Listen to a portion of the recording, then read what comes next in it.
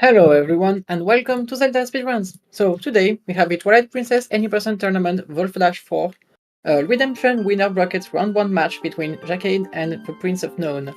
And on commentary we will have PDM Ja and QWERTY. So thanks everyone and have a great race. Hello. Hello, my name is Banjo. I'm Pretty. We got Jacquaid, and on the right we have Prince. This is going to be a fun match.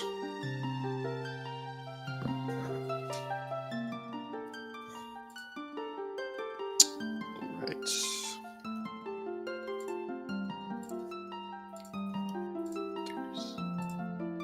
So I think we'll see Jacquaid doing the ELH route, while Prince will be doing the pillar clip route. Yeah, I think that's what's going to happen. The routes are fairly similar, but the middle game is quite different, so that'll be interesting to see. They're very similar in how fast they are. I think ELH route is only about 18 seconds faster.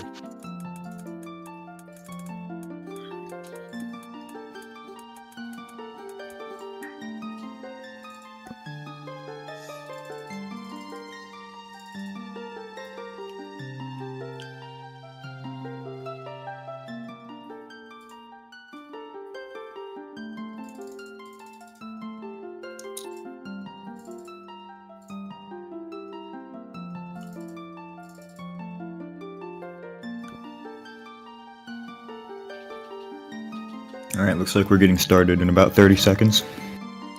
Sounds good. Good luck to all the racers.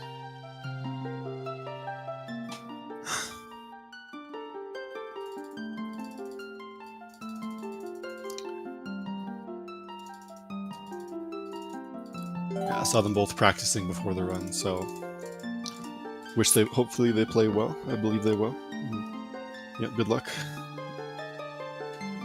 Alright, here we go. So right off the bat, there's a cutscene at the beginning that we can fortunately skip. And then you'll see a lot of rolling, which is the fastest way to move around in this game, by frame-perfectly chaining rolls. Yeah, and then right up here, we're going to take a rock, and then we're going to try to clip through this gate. And what that lets us do is now we have access to a void, in which we can do a trick called back in time, where we reset and void on the same frame. And what that allows us to do is respawn on the title screen. And the title screen uses a dummy file save, which has certain properties and certain flags set. That will be very useful in a speedrun and allows us to skip board on. It is a frame perfect trick though, so it is easy to fail, so let's see if they get it. Jacquaid got D-padded, unfortunately. That is unfortunate. And Prince gets it. Prince gets it, very nice. So that puts Jacquaid about 45 seconds behind Prince right off the bat. Yeah, that is unfortunate, but it is still very early on, so anything can happen.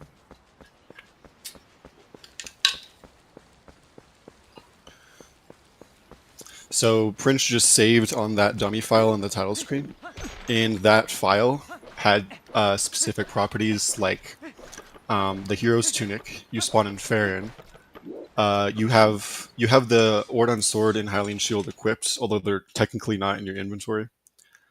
And it has certain flags like the opponent tamed flag, which will come into play later. Jacquaid got back in time on the second try. Here we go, Jacquaid.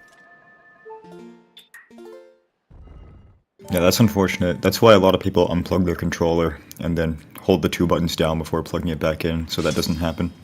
Yeah, but he did it a little risky and that happened. Right. Yeah, and so the fastest way to move in this game as human is by rolling. And you're going to see they're going to try to get as many chained rolls as they can. They're going to press A on the first possible frame after completing each roll. And chained rolls are very important for maintaining your speed, of course, but they're even more important when you're going up slopes. So they're going to, for example, this cave, I think you can lose like a few seconds by... If you miss one chained roll, all of the rolls after that will be lower speed, so it's very important. Yeah, and you can tell if they're chaining rolls if you look at the lantern in their HUD. If it doesn't light up between rolls, that means that they chain them. Yeah.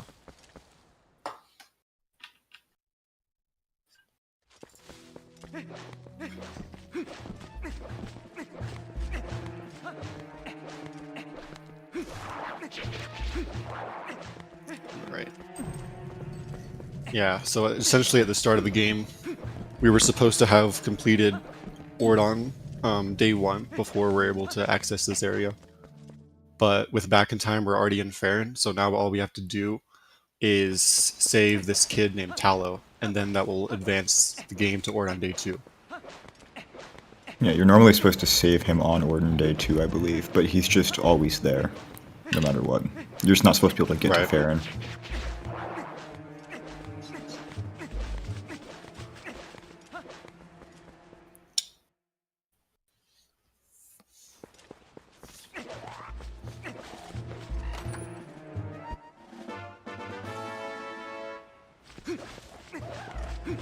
Alright, so now we're going to come up here. Prince is going to try to do a jump attack to jump over the trigger. Oh, he missed it. Unfortunate. Yeah, he missed. I think he might have been late.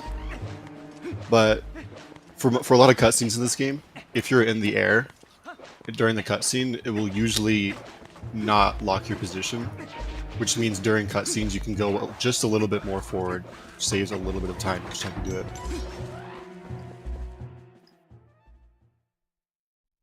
Alright, nice cage break time, Prince.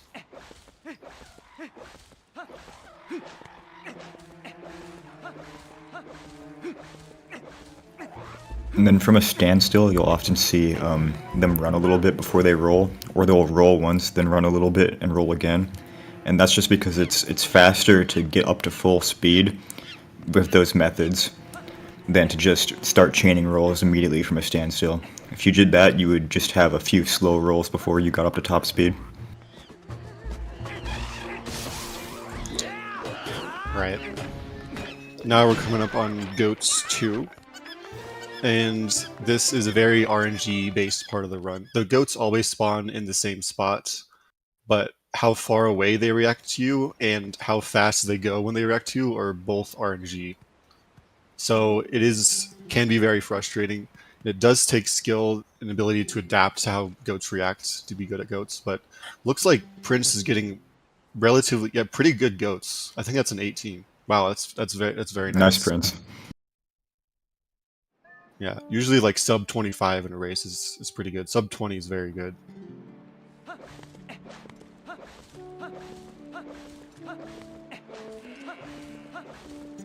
Alright, since we did Back in Time, we're now able to get the Iron Boots super early. We're not supposed to do it this early at all.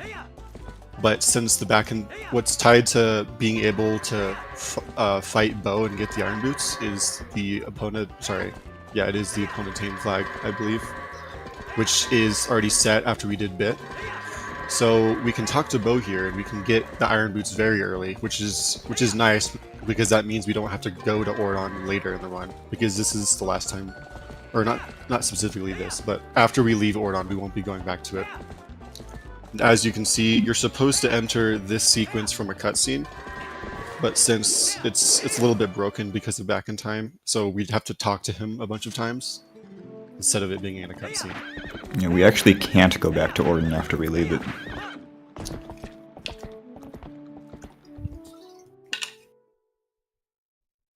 Alright, and now we're going to come up on Fighting Bow, which is another, like Goats, it's another very RNG dependent part of the run. It's essentially rock, paper, scissors. It's a little bit more complicated, but let's see if Prince can get a good bow. Very nice phase 1. You have to beat Bo twice before he gets you the Iron Boots. And it requires mashing pretty fast. Yeah.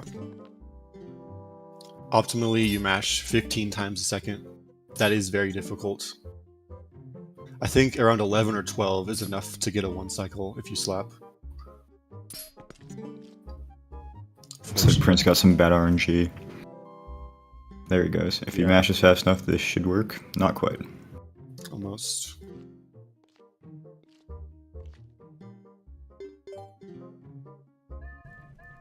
Yeah, some Bo can be like this, and it's really annoying. But overall, not too bad of a bow. Pretty good.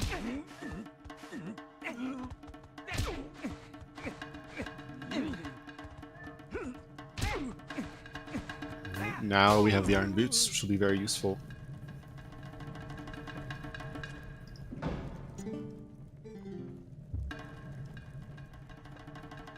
And now what you'll see is Prince is going to save on a file, and that is going to be very important for a trick that we're going to do later on. And I think we'll explain that when we get to that point. But basically, this file has certain properties that is necessary for the trick to work, which is why we need to save here. And now Prince is going to be heading to the sewer section of the game, which is very movement heavy, and has a lot of one-frame tricks as well.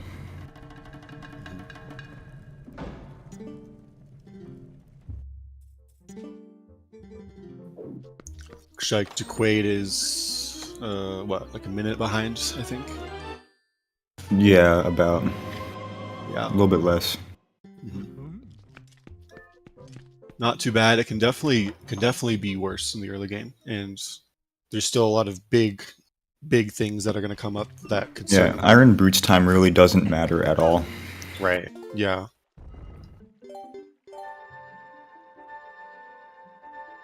Yeah, especially in a race setting, like sub 9 is still quite good, and it's yeah.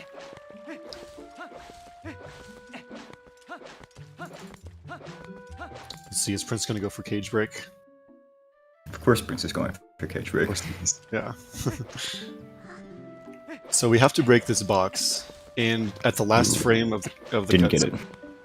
The box becomes vulnerable. What he tried to do there is a 4-hit combo and tried to frame perfectly break that box before the cutscene ended, which would have saved a little bit of time. But it is. I think it's not that the box becomes vulnerable, but you can you get released from the chain a little bit. Oh. Okay. I don't think it's frame perfect either. Is it? I thought it was frame perfect.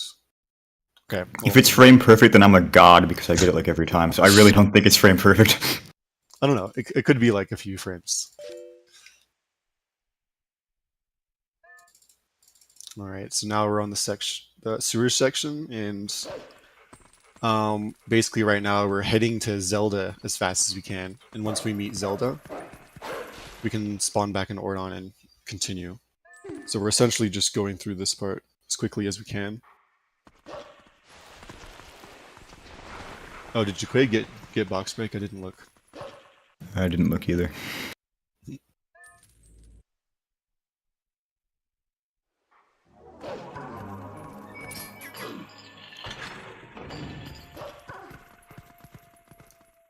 They did, very nice. So off this ledge that Prince is on right now, you might see him dash and then do a B attack. Never mind, he didn't do it. Maybe Jacquaid will do it. Do it.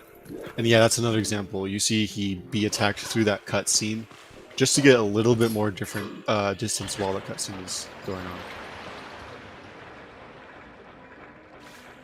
And so now we're going to see Prince. He's going to try to avoid this midget. It looks like he missed it. But with the precise jump, you can avoid that midget trigger and still have the correct rocks fall down, which allows you to avoid going around, avoid that midget text and just keep going around. But it is quite precise.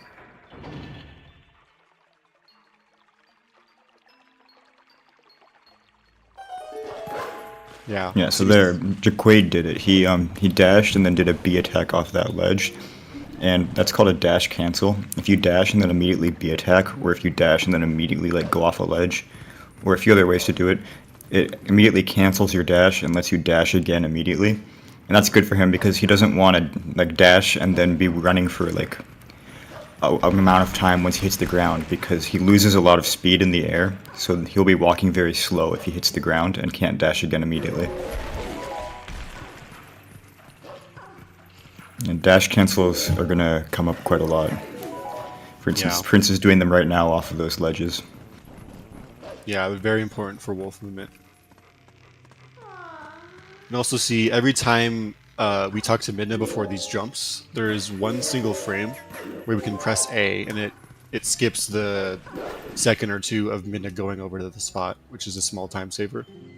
So that is true for, I believe, every single midget jump except for one in the game. And I think we still don't know why that one doesn't work. Yeah.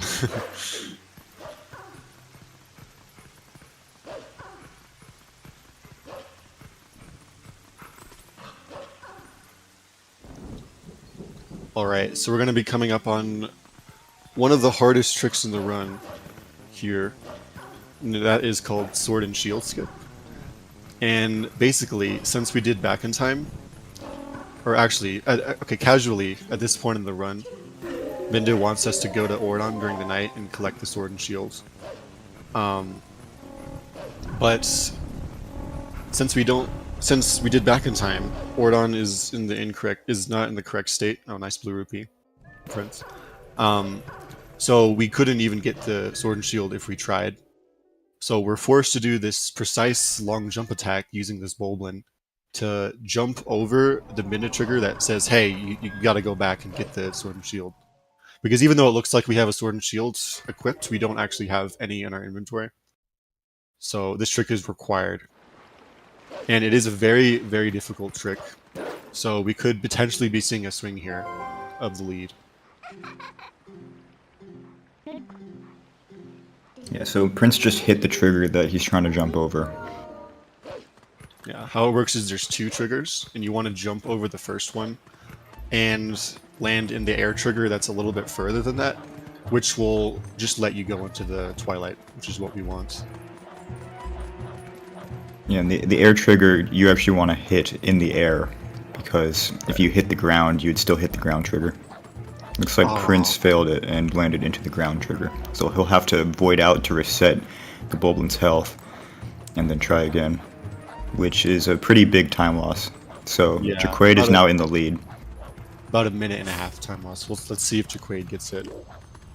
Even though the Bulblin is still alive, the trick won't work, because since we attack him first before the second jump attack, that will kill him and will mess the trick up. Ooh, yeah, so what happened there was Jacquaid started his first jump too far forward and landed in the trigger. Yeah. So he couldn't get a second jump in.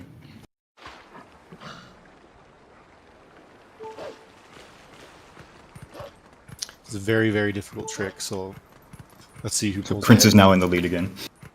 Yeah.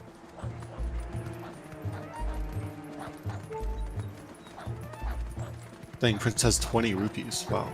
Oh, Wait, what? Oh yeah, he got a blue, but what else? How did he get 20? I don't. Has he been trying to collect rupees? I Wait, don't know. what, Prince?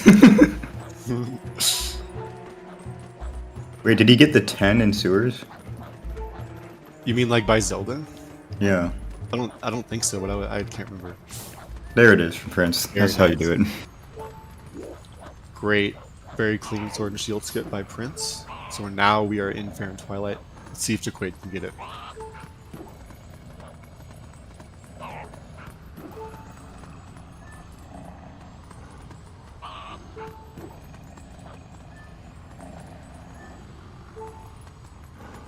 Hugo's position and your position is both very precise for this trick. Yeah, and he also has to be in the right position when he starts an attack. That works, nice. Nice, very good. Alright, so the gap is closed a bit, I believe. Yep. And there's another major trick coming up about 2.5 minutes. And that can also be a pretty major swing.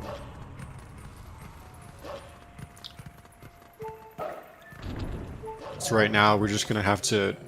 This is a staged fight that we have to lose in order to get the mid to charge ability. Min is like, what are you doing? And then she gives you this ability. You could technically skip this with a very precise way of killing the Shadow Beasts, but it would soft lock your game, so... The mid to charge is required for the run.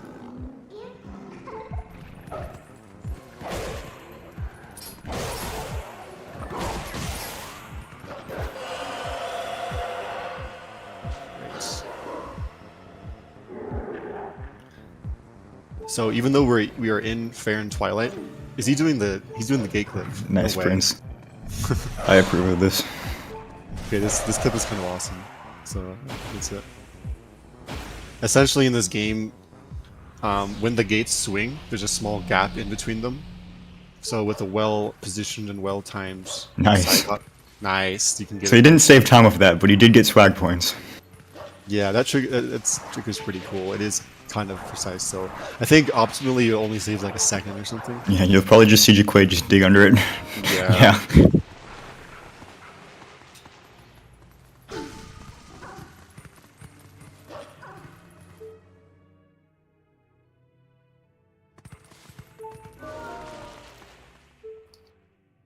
No, you saw Prince get a quick minute jump there. Yeah. And it only works when there's a text box with Midna. As you see that one, it wasn't possible since there was no text box. But every time there is one frame.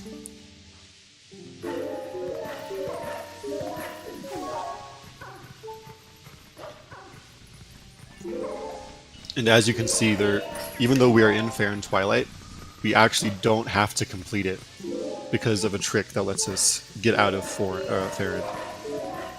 Okay, so Prince is gonna try and do a trick called Early Master Sword now, where he is going to lure this messenger into a somewhat specific spot, and then charge it and move to a very specific spot to perform a super jump and land on the out-of-bounds collision here. And then he's going to jump straight through this wall and land, that was a little scary, and land on this collision here, right outside the Sacred Grove, which is just always there, and it of course contains the Master Sword. Yeah, very nice. Prince, see if Jacquaid gets it. Were you worried about Prince voiding there too? A little bit. I don't think it was that sketchy, but it was a little bit sketchy. Looks like they both got it for. Prince did get it first try, right? Yeah. Yeah. So they're pretty close to each other right now. Yep. I think Prince is only about 20 seconds ahead. Yeah, and it's not likely that Prince will lose 20 seconds in Grove, since Grove is fairly consistent. It's just a lot of like small optimizations. Right. But we could definitely see a swing by the time they get the boomerang. That's right. And then early Master Sword is a very big sequence break, probably the second biggest sequence break in the entire run. You're not supposed to get the Master Sword until you have completed the first 3 dungeons and Midna's Desperate Hour. But we got it 20 minutes into the run, which is way earlier than you're supposed to. And that's very useful because it allows us to warp and transform. And the Master Sword also does twice the damage of the Ordon Sword.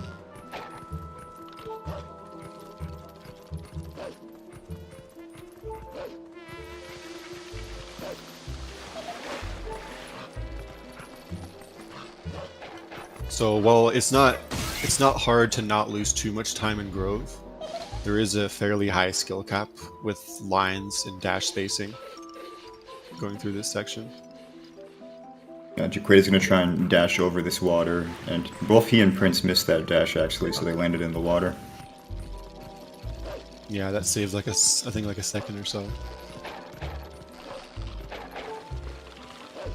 And then Prince is going to try and line up a B attack here, in such a way that he lands on the ground during this cutscene.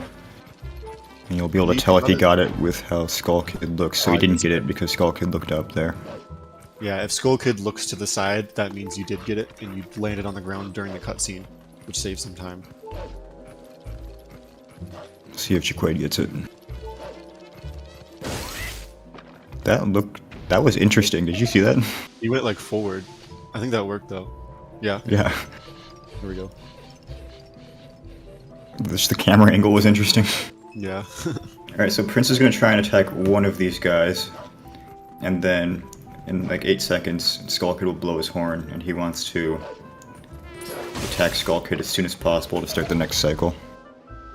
He only wants to hit one of the minion guys, I don't know what they're called, because every single time you hit an enemy in this game, the game actually lags for something like 5 frames, I think, as like a hit stun effect. So if he hit like all 10 of them, he'd be losing like over a second. Right. And they're being very careful not to attack Skull Kid too early, because if they try to attack him before he blows his horn, he'll go away and they have to wait another cycle.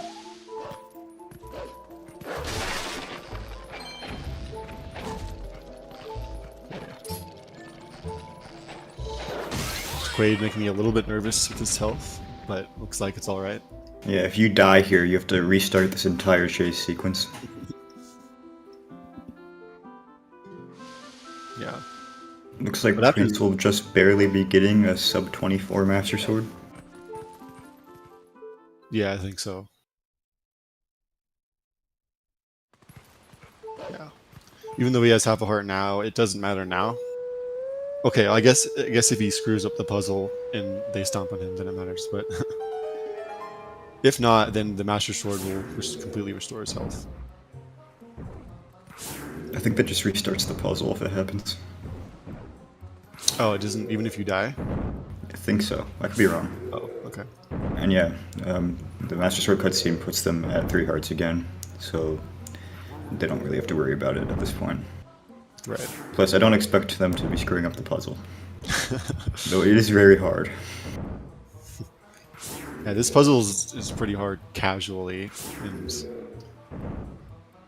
yeah, I think when I was little, 2358 Master Sword for Prince. very nice. Sub 24 is very good in the race.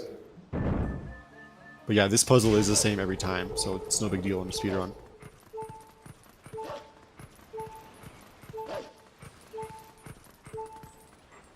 So yeah, it looks like Jacquaid is about 17 seconds behind right now. Yep, it's very close. Could easily swing in this next segment, which is very RNG heavy. For sure. There's basically like 3 different RNG things in the next segment.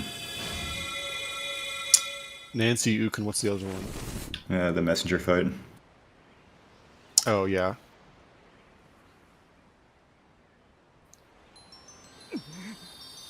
Yeah, that puzzle is not easy casually, and it took me a while when I was a little kid.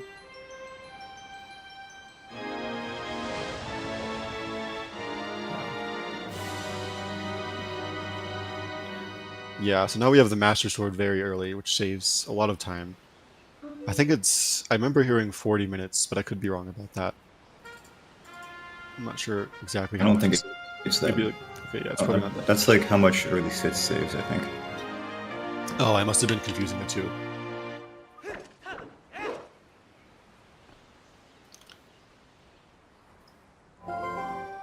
Yeah, even though we got the Master Sword, we're supposed to get it after beating 3 dungeons. We did get it early.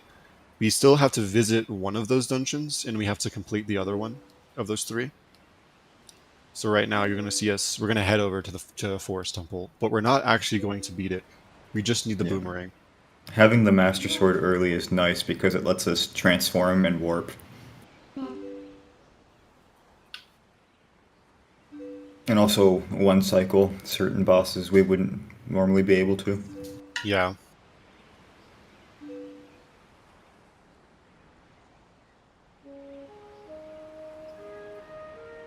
Yeah, so we're going to briefly enter the Forest Temple just to get the boomerang, and then we're going to leave immediately.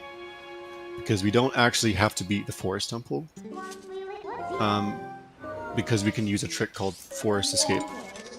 Where with the boomerang, we can do a long jump attack to jump over a trigger at the edge of Faerun going into Hyrule. It looks like Prince is going for the gate clip again. Oh wow, That was fast. Fast, yeah. He might have broken even there. No, you have to get it first try or it loses.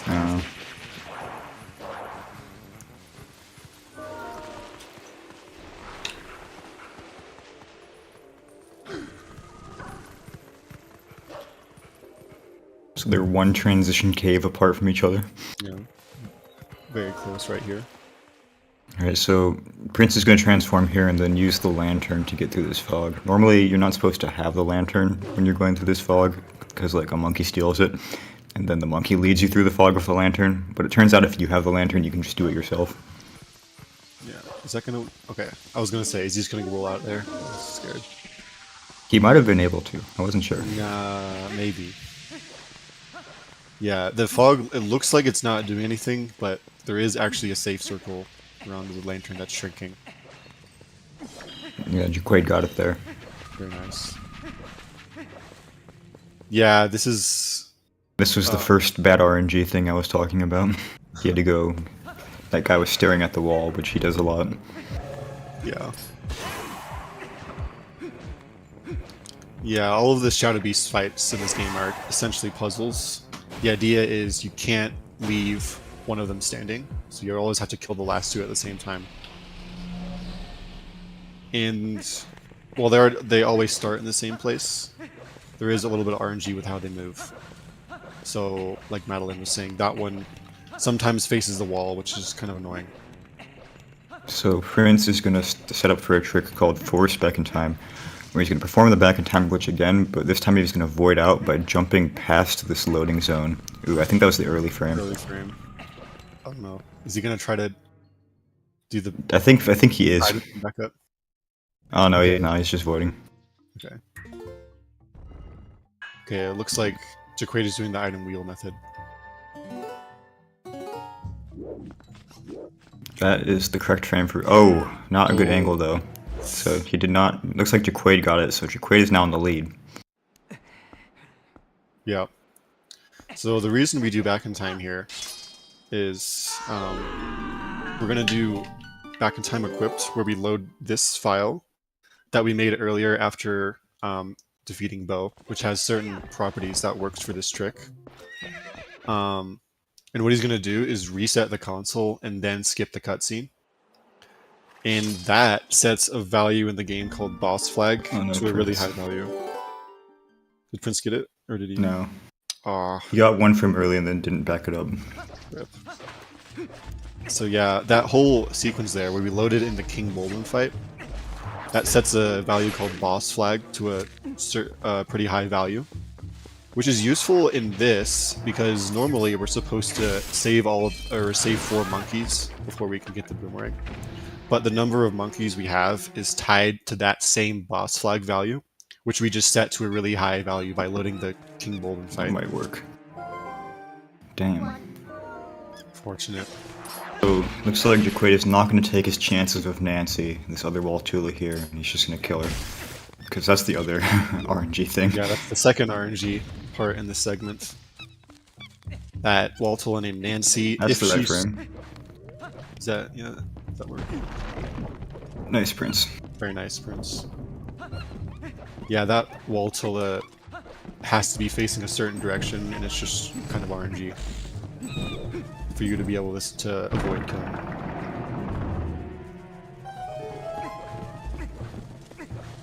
So Jacquaid is going to be very careful to not void on this monkey chain here, because this is like the one place in the game where if you do void here, it's going to reset the early boss flags that he set when he did Force Bit. Right. It won't get rid of his monkeys though, but he does still need those flags later. Yes, that's correct. There is a way to back up not having that flag set, but it is a pretty significant time loss. I think Prince is going to go for Nancy skip. Yeah. That... Oh, I don't know about that. It looked good at first. Well, it looks like Jacquaid got a 2-hop. Is very good. Yeah. That is the third part of RNG in this segment. And then with the Master Sword, we can one-cycle Ook like that. Oh, he is going for it. Oh, nice. That will work. Yeah. Nice, Prince. I didn't think that was going to work. Damn. So yeah, the number of time Ook hops on those pillars is RNG.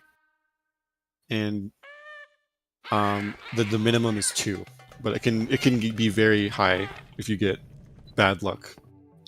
So Jacquaid did get pretty good RNG. He got 2-hop, and now we got the boomerang.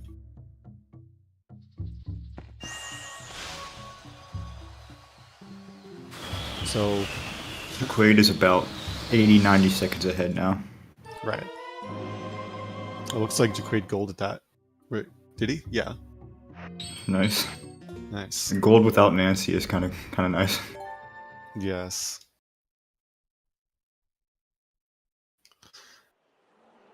So the boomerang in this game is extremely useful on the GameCube version because we can use it to perform long jump attacks wherever we want. Essentially in this game, using a target, if that target is above a void or if it's above ground that's higher than where Link's standing, he'll get a very high speed jump attack, and that is very useful for jumping over triggers and such. And it's going to be a pretty decent sequence break right here, where we're going to use the boomerang targets to perform long jump attacks, and we're going to jump over this trigger, this mid trigger, where she's like, you haven't beaten Fair and Twilight or the Forest Temple. She tries to stop you and forces you to go back into Farron. But with the long jump attack, we can jump right over it. But it is fairly precise, and it's just barely possible. So the positioning and facing angle is precise for this trick called Forest Escape. Looks like he walked slightly too forward. It's the mid trigger I was talking about. Oh wait, no, he's doing a setup. That is an interesting setup. Should work. Nice. Not bad work, I guess. So I think Prince is about 80 seconds behind now. If he gets Forest Escape pretty quickly. Oh, and Prince is doing mem card swapping. Oh yeah, I realized that. I forgot to say it. So Jacquaid is going to be going for another LJA here called Postman Skip, where he's going to try and jump over the trigger for the Postman, which is a massive circle going around Hyrule Field. So he's going to line up at a specific spot on this wall, and then throw the boomerang, wait for it to go out of bounds on the right side of the wall, and then do a long jump attack. Should work. Yep, that's good. And we've been talking about frame-perfect tricks that save a little bit of time, but Jacquaid is coming up on a frame-perfect trick that saves a lot of time. So he's going to do a trick called Gorge Void, where he's going to kill these messengers at the gorge and get the portal for the gorge, and then during the cutscene of the portal panning off screen, there's one frame where he can input a jump attack and void into the gorge. And doing so will skip a minute cutscene where she forces you to warp back to Farron, because he doesn't want to warp back to Farron. That would be a time loss because he would have to basically walk all the way back to Eldon again.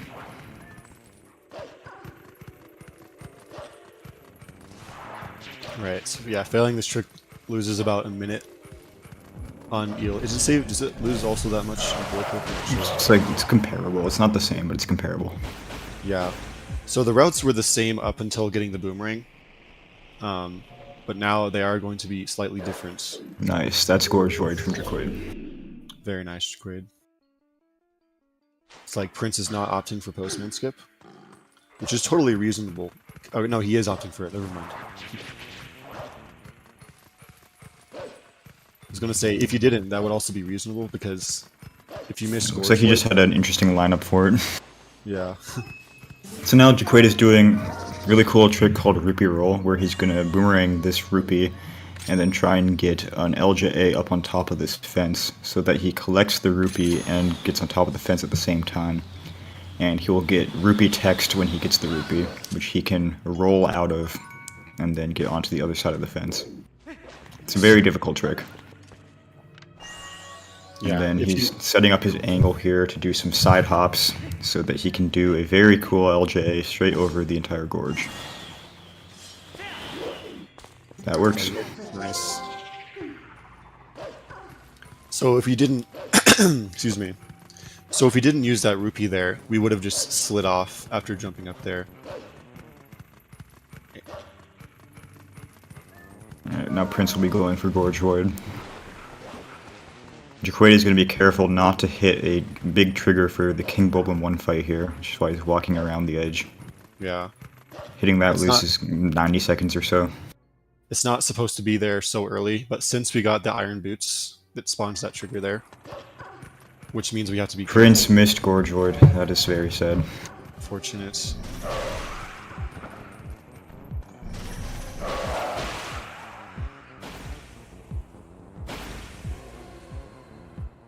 Alright, now the Midna forces you to warp somewhere in Farron. And since we want to be back in Hyrule Field, the most convenient one to warp to is South Farron. Now he'll have to do the Forest Escape trick again, Yeah. and then head to Lameru. Jacquaid is also going to head to Laneru, but the difference is that Jacquaid has the Kakariko portal, and Prince doesn't. Yes. So this trigger is really big, the one after you beat the Shadow Beast that forces you to warp, so you can actually touch it from the other side. Which is convenient, because once we touch this trigger, we have access to map warping. Which not only is it required, or basically required, for a trick later on, but it's also a little bit faster than talking to Midna before warping. We also don't have a way to get across the gorge the other way, which is another reason it's convenient the trigger is so big. Yeah. Otherwise we'd have to warp back to Farron and then run across Hyrule Field again.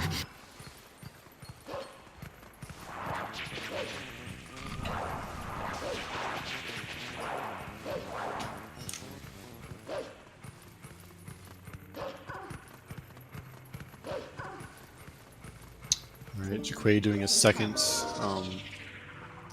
forest escape. Yes, Prince will have to do 3 forest escapes since he missed Gorge Ward. And remember when Prince was doing that trick where he clipped through the gate? This is the same idea here. Nice. First try. Yeah, so gates in this game, yeah, as I explained before, there's a little gap in the middle that you can jump through with the side hop. Alright, would you like to explain Pillar Clip, Madeline? Yeah, sure, one sec.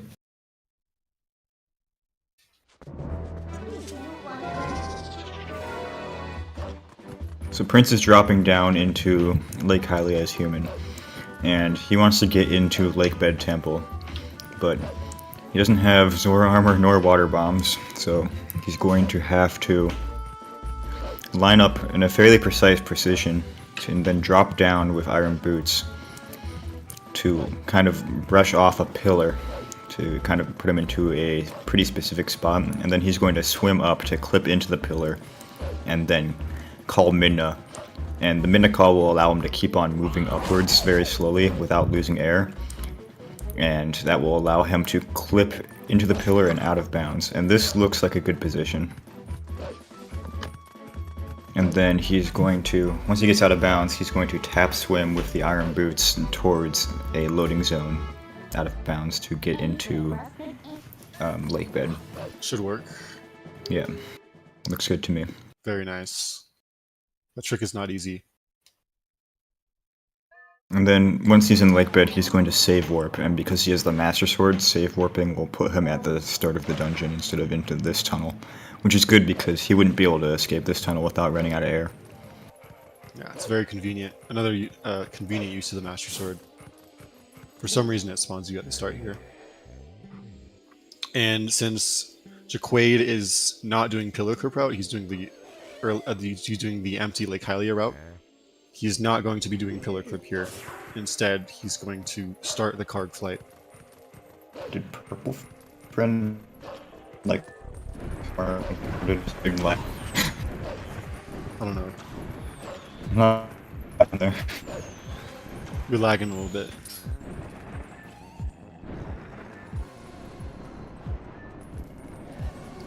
Alright, so we can do an LJ to get up on here. We're supposed to not be able to get through here without bombs, but we can use a little LJ to get past this first room. Looks like Jacquaid is having some issues with the card rock. It is a little bit RNG based, so it can be annoying. And Prince is going to be getting Uku here, and then Claw Shot. He needs Uku because he's going to come back to Lake Bed later once he has bombs. Yeah.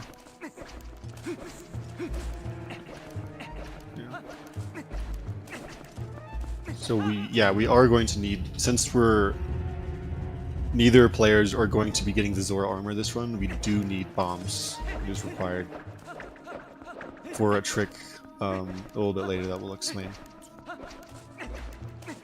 So is Jacquaid gonna... Okay, he's going for it. So right here, if you look at Jacquaid's screen on the left, very nice. He just did a trick called Card Rock Out of Bounds, where that part of the wall kind of pushes you out of bounds, and if you go up to it at the right angle and position, you can get clipped out of bounds without bonking, which is very Looks like nice. Prince is killing Blue Yeti by Logitech. believe that's what we named that tech type. Oh yeah. Yeah, doing that clip out of bounds is useful because we can just go in a straight line to the loading zone, which is just a plane. That's kind of fun. Then Back. Prince is gonna go for a double LJ here. Oh, okay, he got really lucky there. Oh, he was that far back on purpose. That's kind of smart, actually. I didn't even realize that. I guess, yeah, maybe that was on purpose. I might have to start doing that. Yeah, that's kind of cool. Okay, and since like Madeline mentioned earlier, early boss flags will be useful later in the run, and that is referring to right now. Yeah. So we're not supposed to be... He can just look up at the ceiling and start the Jacquaid fight. We normally wouldn't be able to do that. You'd have to take a different route to get... I think you would have to go in through a different way. Yeah. But since early boss flags is set, if you look up from anywhere in that room, then it spawns the fight for some reason, which is very useful. Yeah, you can get all the way here without early boss flags, and then if you look up at the ceiling and nothing happens, then you're just screwed.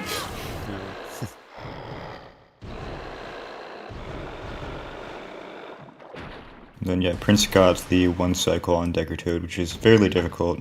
You have to fit a bunch of slashes in a fairly short time period. Very nice. And now he has the claw shot.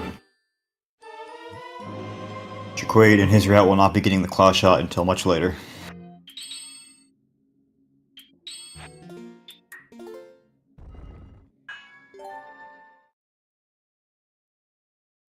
Prince choosing to not equip Rang. I guess he'll be doing Rupee Roll without the boomerang. Will be interesting to see.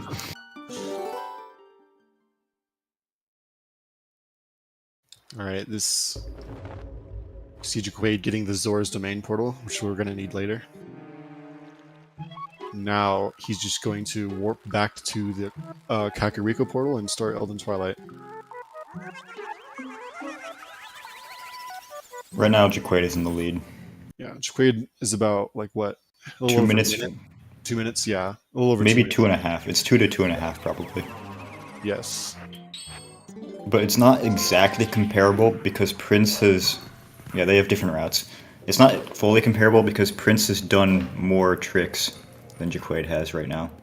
So Jacquaid is still going to have to nail some tricks that Prince already got first try to stay in the lead. Yeah, Gorge Void and Forest Bit. Oh, Forest Bit, yeah, sorry. Prince lost about a minute on Forest Bit and another minute on Gorge Void.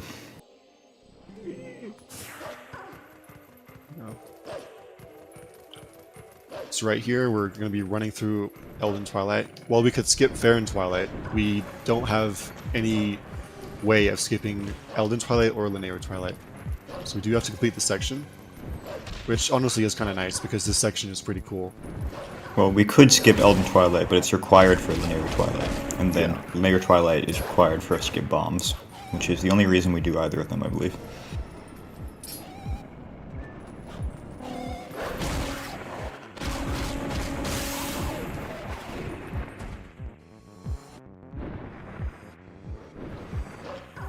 Yeah, so you saw Jacquaid try to kill those bugs in a very specific order.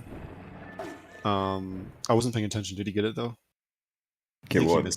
The bugs. Based on bugs. He got a kind of weird thing. Yeah. I think they weren't in the good spots. Yeah. So there's for all of these Twilight bugs. The way you manipulate them is generally. Well, here he's gonna dash into the left and then target, and this bug will jump right down to him. That's a manip there. There's a lot of ways to manipulate bugs, which will be convenient. The flying bugs are not consistent enough to manipulate reliably, though. Which will be kind of annoying in Linear Twilight with 2 certain bugs. I guess three certain bugs, actually.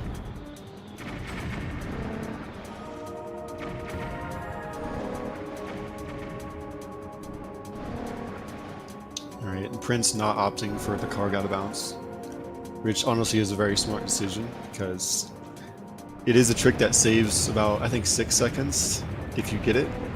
in like 40 seconds if you fail it. So very smart play by Prince.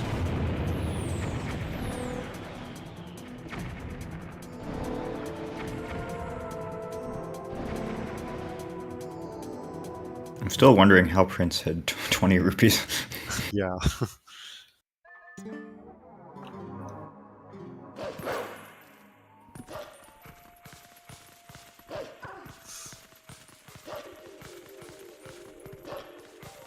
Nice.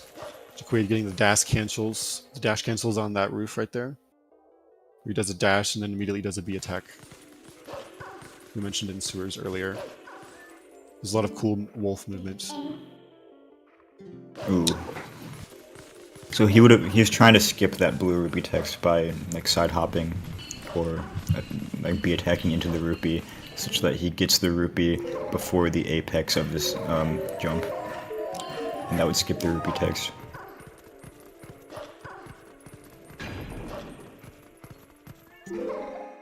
Yeah, and that mid jump at the bottom there is the only one in the game that there's no one framer for some reason. Oh, what is he doing? Did he just accidentally transform? Yeah, I think so. Damn.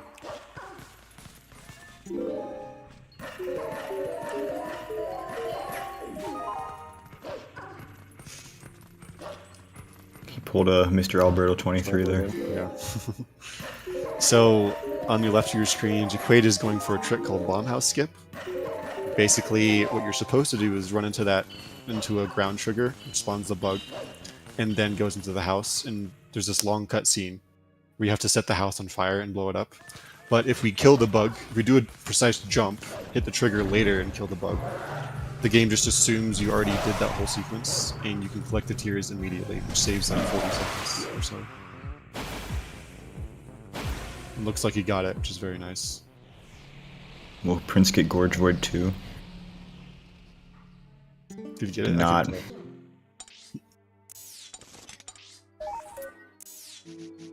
So yeah, now Prince will have to warp back to Farron instead of to Kakariko because he didn't get the portal earlier, which is why Gorge Void loses time. And then he'll have to go do Postman Skip again. So if he hadn't done Postman Skip earlier, he would have actually saved time because he missed Gorge Void. Right.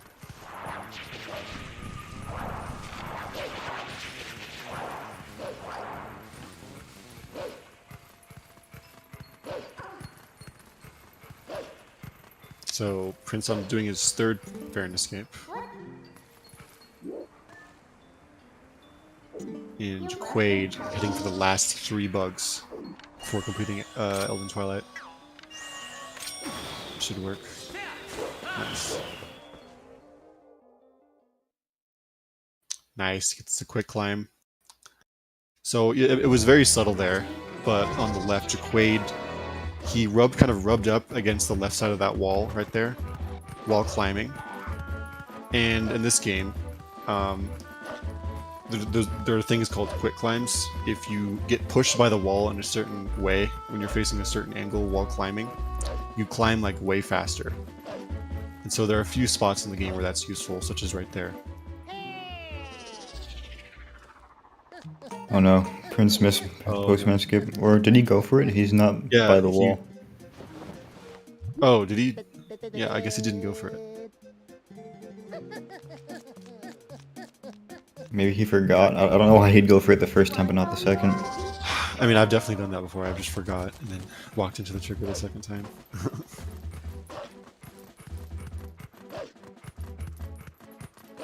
Right. And if you go fast enough here in Elven Twilight, there is a cycle where you don't have to wait for the wind for that long. And it looks like he got it. It's very nice. Because if you're a little slow there, then you have to wait like an extra few seconds before that that wind thing turns off. Oh, just missed the bug. Yeah. We have a special name for this bug. Yeah, that we can't say on the stream, but you can infer what we think about this bug by that description. But if you don't kill it right away, it becomes very annoying. Prince is doing rupee roll. Should work. That might work. Nice. Okay, you got the rupee roll part. Let's see if we can LJ over the gorge.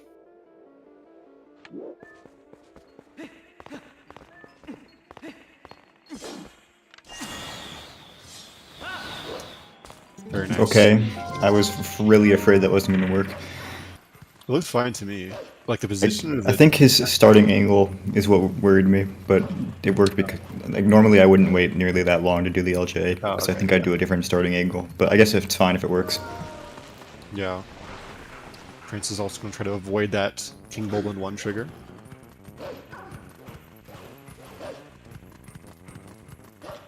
Yeah.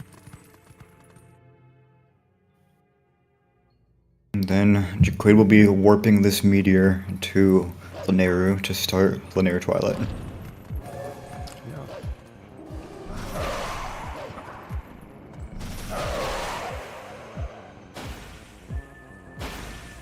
Yeah. So it seems like Prince is a whole Elden Twilight behind Jacquaid, but that's not really true because Jacquaid has not gotten the claw shot yet. Right. So their routes won't really converge until they both enter Arbiter's Grounds, which will happen. About an hour. Yeah, about an hour. Yeah.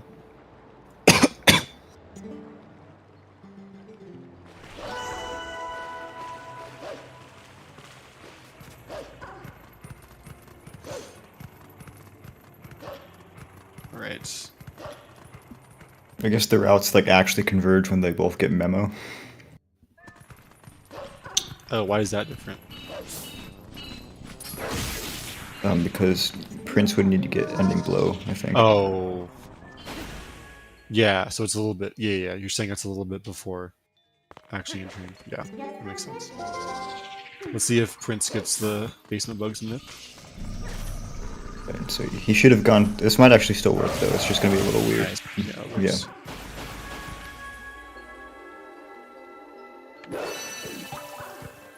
Ooh, just missed the tier there. Yeah, the tiers aren't actually collectible until they start moving. Yeah, that's only true on the SD version.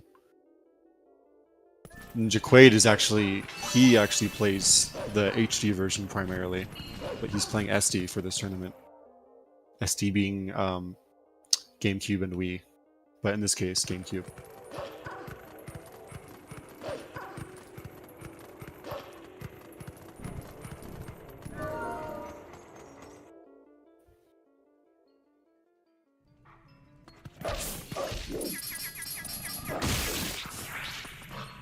I've heard people say that this messenger fight is the hardest one. I don't agree, but I've heard a lot of people say it.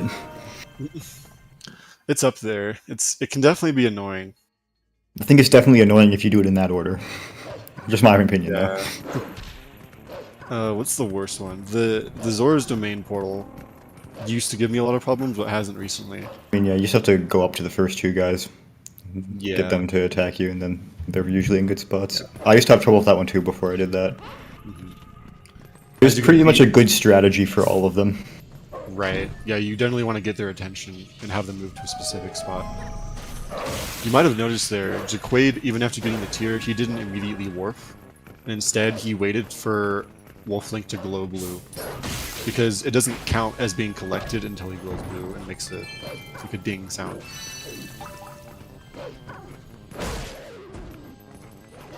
Alright. There is a cutscene trigger right here that we're going to be skipping. Prince, what was that? What happened? Did he fall? He fell through that. He landed and then somehow fell through that board. Damn. Oh, so right there, Jacquaid tried to do a trick called waterfall side hop, which is a very precise side hop that lets you get up to that ledge right out of that waterfall. But it looks like he was slightly too early on the side hop there.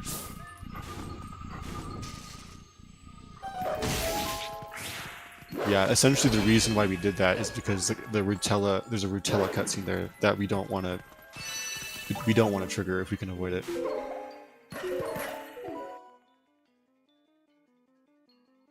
So Coming up here are the lily pad bugs, and these are everyone's least favorite bugs because they're very RNG based. Although it looks like He makes it look easy though. Yeah. It doesn't usually go that well. It doesn't usually go that well. I did say there is a lot of RNG, Oh, but I can't believe he didn't get that. it doesn't mean there isn't also a lot of skill to how you approach it as well.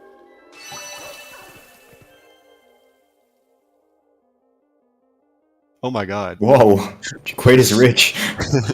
I've never seen that many green rupees there. Dang, now I guess Jacquaid has more rupees than Prince. I think they're both going to be able to skip the red chest. Yeah, that's kind of crazy. Yeah, so if you see, Prince is also doing bomb house skip, but he did it as human. Which It's easier. It is easier. And it is Slower though. Yeah, but it is more consistent, so it's a smart play by Prince there. Then Jacquaid just got a dash cancel by dashing right before he got out of the water. And getting out of the water canceled his dash, so he could immediately dash again right up to Isa.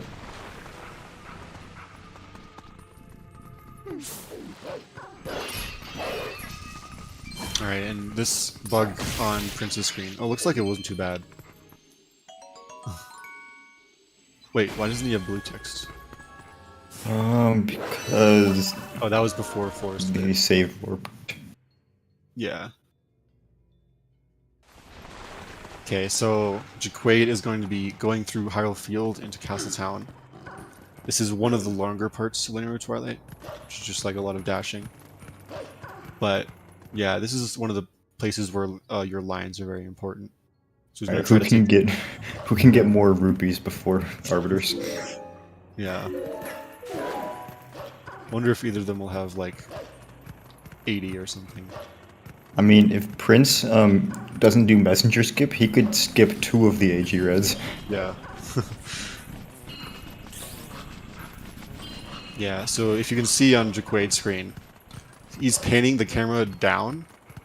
And the reason for that is when you're panning the camera down, there is a little bit less lag that's going on. And that's especially true during Twilights. So he's going to try to do some lag reduction here, which saves a little bit.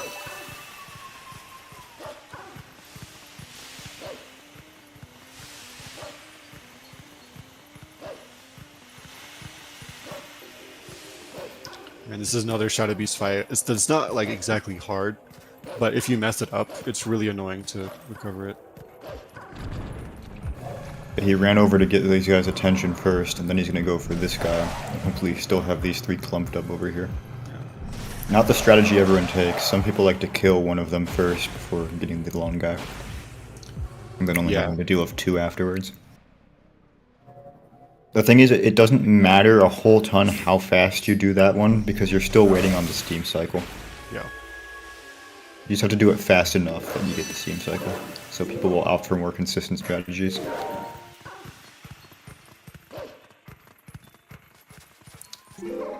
So you can see on Jacquaid's screen, he is doing all dash cancels through Castle Town. And the reason he does that is because regularly dashing through is just so slow in this specific area, because your movement speed is dependent on the area you are in this game for Wolf. So it just so happens that it's really slow in Castle Town. So it's actually faster to do a dash, to continuously dash cancel. Right. The only reason we did that went all the way to... Actually, I guess that's not the only reason. We wanted to get the Castle Town portal, but it was also just for that one bug. But that Castle Town portal will be useful near the end of the game.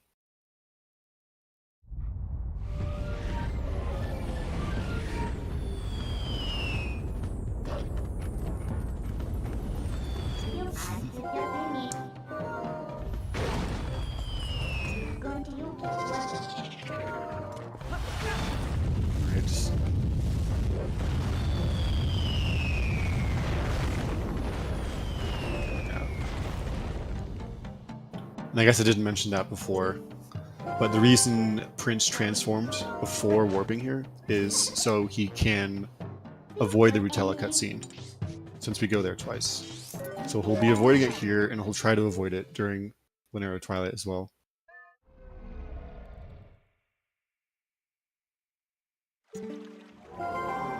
Did not get gamer side hop. There's a 1-frame side hop you can get there that saves like 4 seconds or something.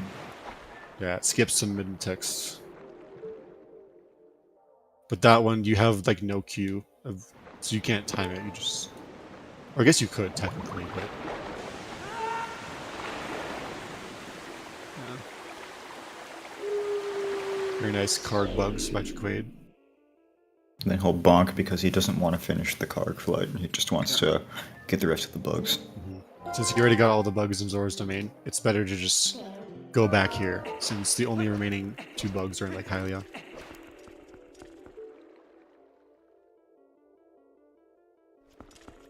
You got lucky with that bug. That bug can...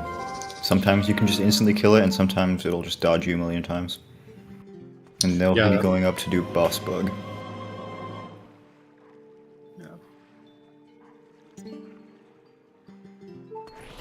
So it's boss bug. You have to attack him 3 times, and then he lays out on the floor and you can finish the kill. But on the 2nd and 3rd cycles, you'll see Jacquaid try to do like a quick knockdown, where after you attack him with a jump attack, with a well-timed 2nd jump attack, you can interrupt the animation where he swings around and does another attack, which lets you knock him down back into the water. Oh, just too early, I think? Yeah, that was too early. You have to wait until boss bug is no longer touching the plank. Yeah. Let's see if he gets it the 2nd time. And as you can see, he is keeping boss bug on the camera at all times, because he only decides to attack when he is kept on the camera. So that does mean you could technically make him never attack if you leave him off the camera the whole time.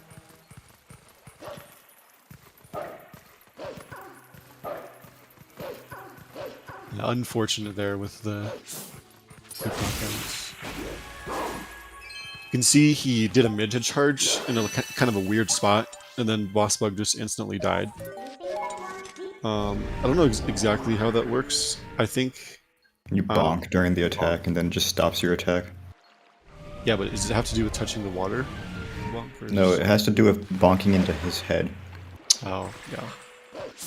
But yeah, anyways, if you do a precise position there, you don't have to wait for Wolflink to charge through all those 6 tentacles. You can just hit one of them, and it will instantly kill him.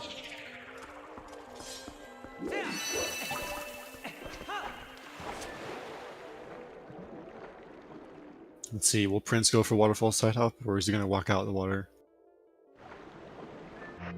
He is going for waterfall side hop. Should work. Nice. So he saved 6 seconds to Jacquaid over that. No, Jacquaid more, failed because it. Jacquaid had to get out, yeah. Like 20 something, I think.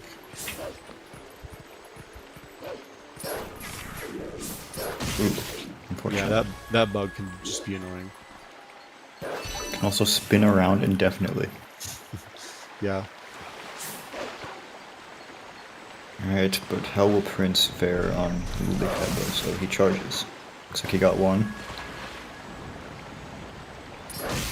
Nice.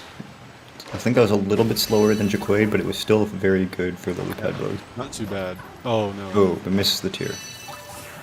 Unfortunate. Not too bad. It can go a lot worse than that, so honestly fine. So over here, Jacquaid is going to be howling at the stone. And what this does is it spawns a golden wolf. And the reason we do that is because normally, after beating Fair and Twilight, we already have a golden wolf spawned. But since we didn't do that, we need to spawn it through other means, and we can just spawn one through howling. The reason we do that is because we need Ending Blow, which is a hidden skill, and there's only one required use in the entire game, and that is killing Ganondorf. There's no other way to finish the speedrun, or no other known way to finish the speedrun without getting it. See how many rupees Prince gets at Isa. He's taking the rupee lead again. Is he? Oh, no rupees. Damn.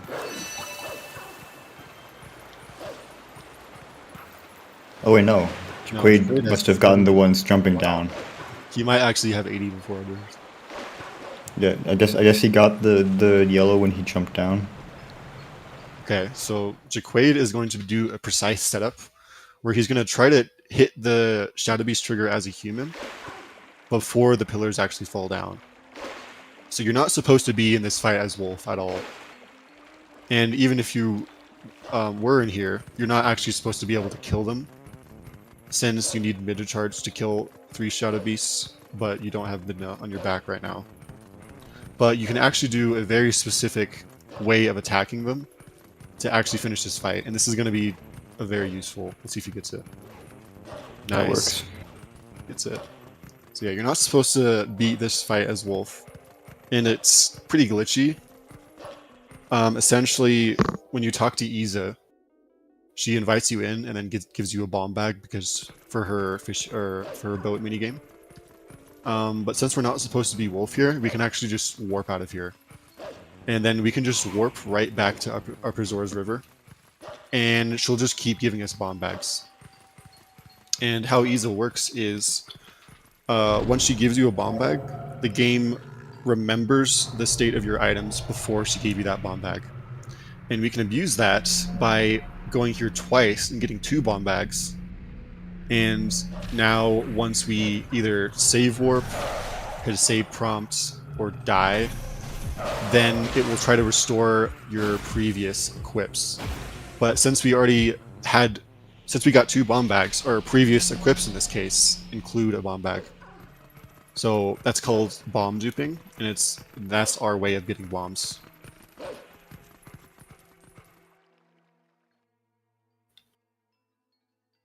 So Jacquaid here is going to do a route-specific trick.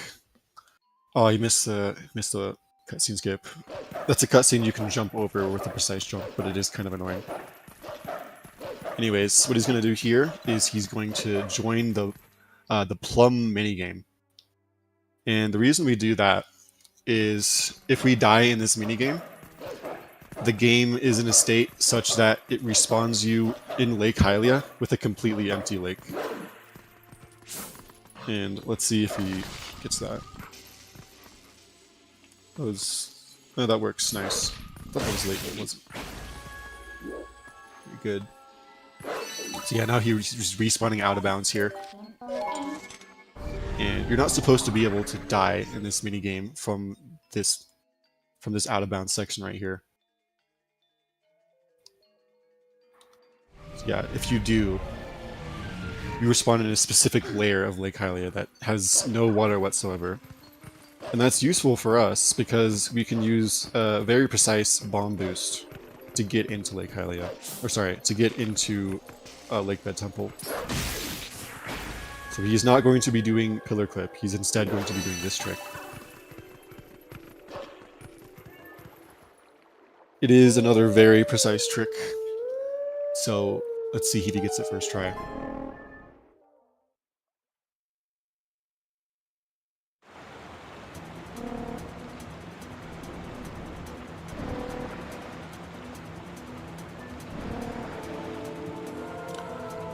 The reason he's pulling up the item wheel here is so he can get a very specific angle.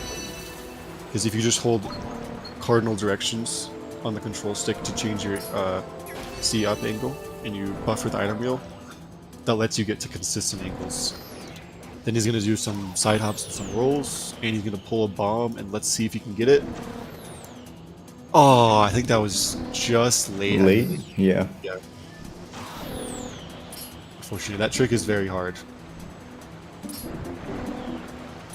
Since Prince already entered with a first try pillar clip, Prince is gaining time.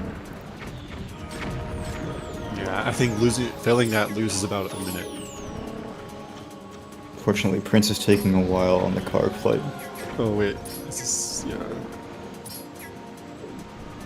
Yeah, if you mess up killing that last bug, it can be really annoying to kill it, just because its pathing is just awkward.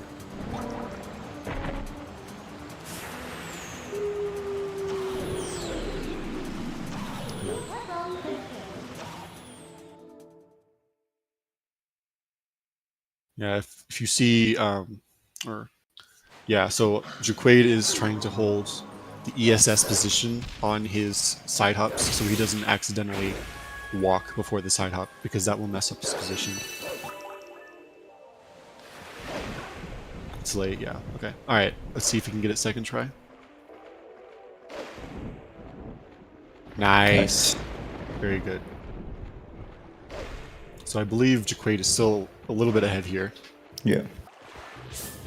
Especially, I think he had a better linear twilight than Prince has been having. Yeah. So it's probably about, what, 2 minutes? I'd say 90 seconds maybe, but it's really hard to tell. Yeah.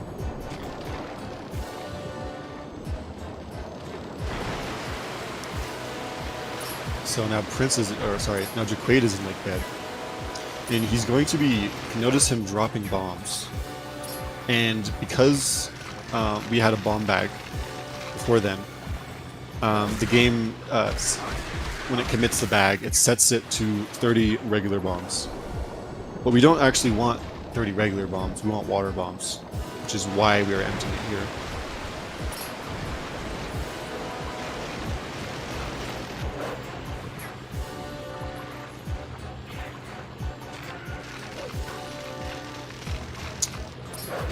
Nice, targeted Jake. Or that's not Jake, is it? He targeted both. No, he didn't target Jake, he targeted the one below that.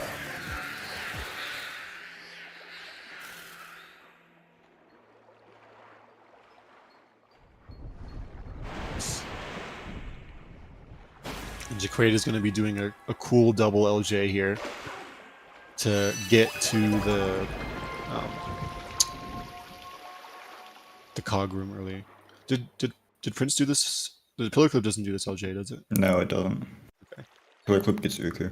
Yeah. Alright, very nice.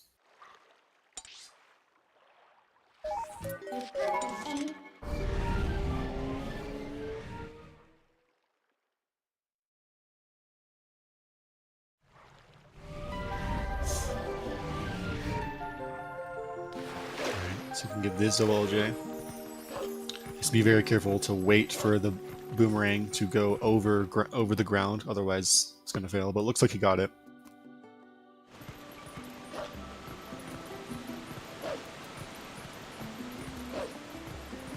Oh, looks like, yeah, I guess neither of them... Okay, never mind. Sorry. Yeah, he's going to Snow Peak. But I was going to say, I don't think Jacquaid got the yellow rupee in Zora's domain. Could be wrong. Anyways, he's going to be going for a very precise trick here. Let's see if he can get it.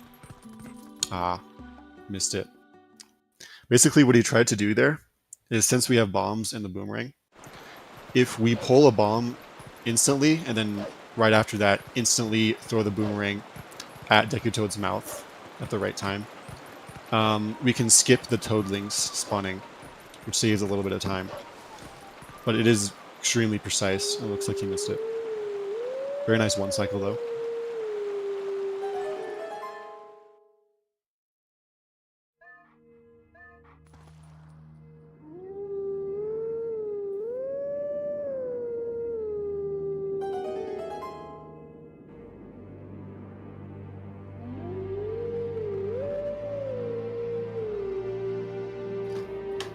Alright.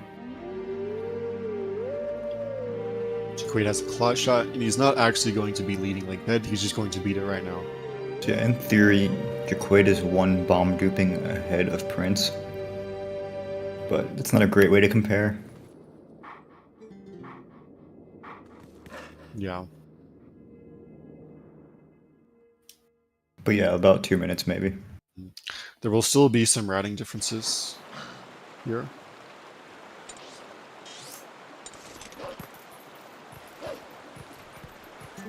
So we're going to see Prince go to Snow Peak at a different time.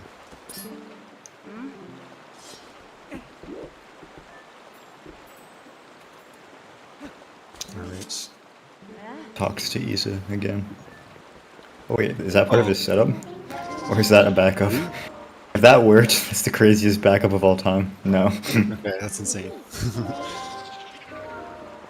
So the reason Jacquaid save warp there was not only is there a convenient 10 water bomb chest right there, because we need water bombs, but also because it's okay. I guess it's never mind. It's actually slower to save warp if you don't get water bombs, but there's not too much of a time difference. We have to be back in this room, and what he's going to do, he's going to try to LJ on top of the bridge here, and then he's going to do some precise slashes to try to clip into the bridge. Looks like he just missed it.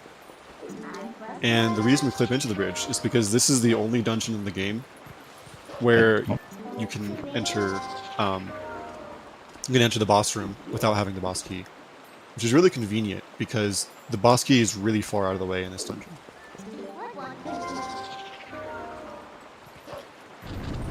Okay, there it is. Nice.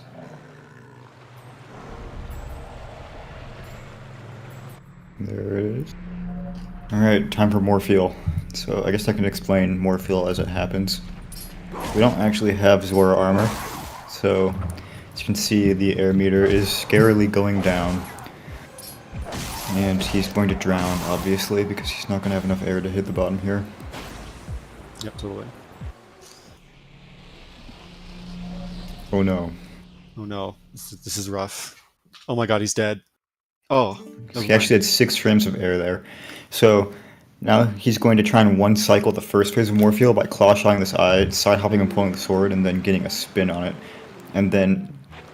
Oh. Okay, that is unfortunate. So what he wanted to have happen there was he wanted to pull a bomb and force unequip the iron boots before the cutscene started. So now he's going to have to start this fight from the ground, which is a lot harder. now let's see if you can back it up here. But there's a bug in the game where if you... Well, there's a couple bugs that make this work. It's basically 3 glitches that allow us to fight Morpheal without Zora armor. The first one is called swimming with water bombs. So normally you're not supposed to be able to hold the water bomb while you're swimming. You're supposed to only be able to pick them up while you're on the ground with iron boots. But if you pull out a water bomb and then while you're pulling it out, you force unequip the iron boots by taking them off on the item wheel, you can be swimming with a water bomb. And then, nice. When he dropped the water bomb, the game thought he was standing on the ground above water, so it refilled his air. And then he equipped iron boots before he grabbed onto Morpheal so that he could force unequip them and immediately fall off again, instead of getting stuck on Morpheal and then being flung into the water above, which probably makes you drown most of the time. He's going to put iron boots on again before he claw shots here. And then after he does his combo, he's going to wait for a good frame, which that is 1, force unequip boots again, and then try and get a re-grab, which he misses. So that's not good. He should have enough air to get back down to the ground and pull another water bomb, though. Yeah, he's good. A little bit unfortunate there. So that lost like a little bit of time, but it's not terrible because he should be able to back it up very quickly. Yeah, right if here. Morpheal was too high there, then he would have died because he couldn't sink fast enough. Yeah, that is a successful Morpheal fight from Jacquaid. Very nice Morpheal. One of the harder parts of the run. Yeah. Yeah, so Very easy to drown and lose like 4 minutes.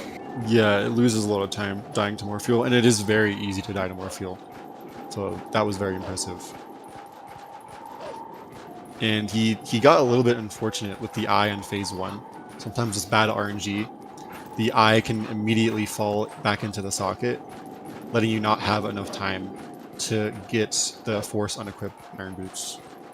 He wanted to get the force unequip iron boots there because during the cutscene, Link he starts going to the surface. He doesn't actually reach it, but he starts going up during the cutscene, which is very nice and lets us grab Morpheal a lot earlier. But it looks like he backed it up very nicely.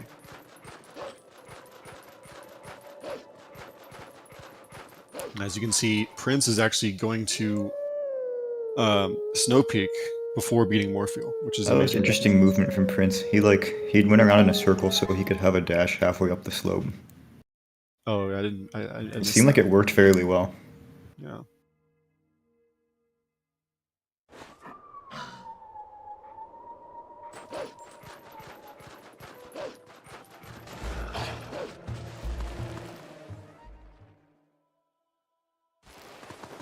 Nice. You can skip that heart container, but it makes later parts of the run a lot harder if you do. So, very smart play opting to get that heart container there. Nice.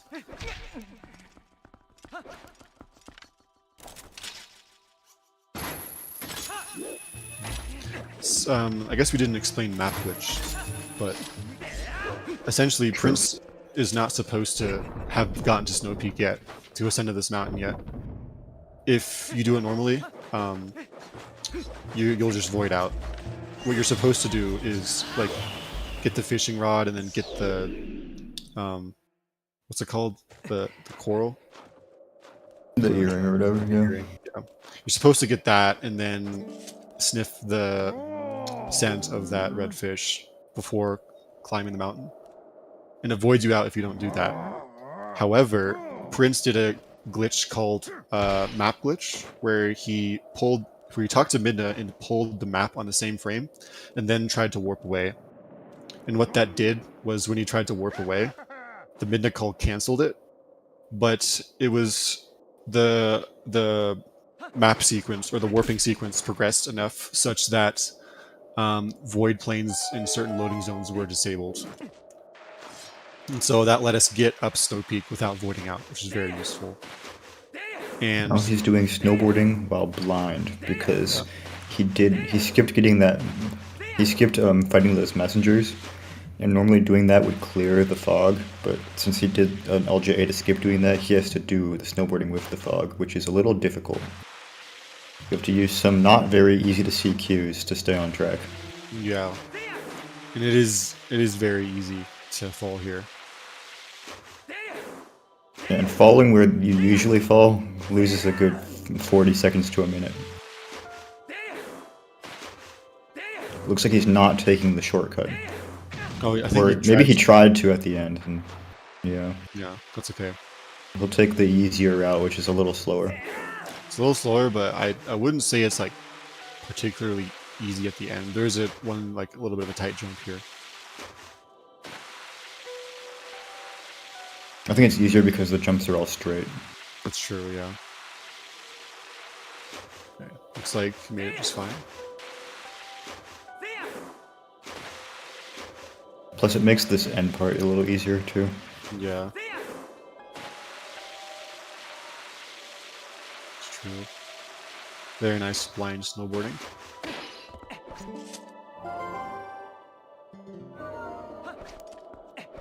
Jacquaid not going for rope skip. Yeah, that I would expect most people not to do that in races, although I wonder if Beast did it in his recent one. I think he did. Or at least he tried to, I don't remember. Yeah. So anyways, Snow Peak is a little bit broken, and we can complete, or we're not actually completing the dungeon. The only reason we're here is to get the ball and chain. Because in this game, there's one single required use of the ball and chain in any percent. So that's the only reason why we're going here. But again, I think that's pretty cool because this segment is very fun and enjoyable to watch.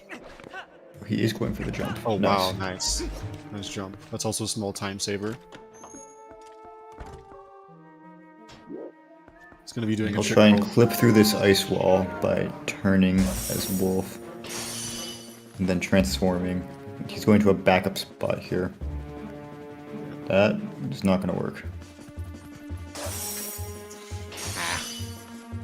It's a very annoying trick. Yeah. On Jacquaid's screen, he's just been going through Midna's Desperate Hour, which is about like a 6-minute segment of the run, where you have to take Midna to Zelda. And there's no real like sequence breaks there, so That should work. yeah. Yeah, that's just bad RNG there. Not much you can do about that. I believe Jacquaid is going to be going for LFC when he gets to Snow Peak. It's called Yeah, Ladder Freezer probably. Blades. Oh, Oh, that's not good. he missed that jump. So Yeah, loses Prince a good 15 is seconds. going to be doing a trick called Freezer Skip.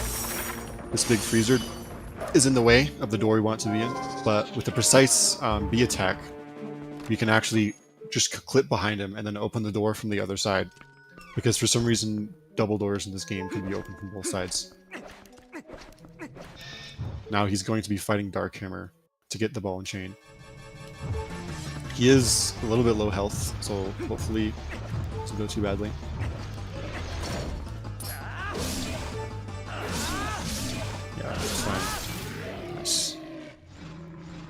Then Prince will be grabbing some orange rupees before he leaves Snow Peak. He's going to stand in a fairly specific spot to ball and chain them, Oh, that or was else they can clip out of bounds. I think Jacquaid might have just missed early win cycle with that, but if he's good, Did he he do might that still on be able to purpose? get it. I don't know. Yeah, that was interesting. Essentially, if you go fast enough here, you can reach a good cycle without having. I think he can still get it here. Yeah. Oh wow. Oh, Yeah. yeah, okay. That was a little scary, but it worked. Yeah, that bridge is really dumb. The collision is really weird, and you can get screwed over. But it looks like you got it.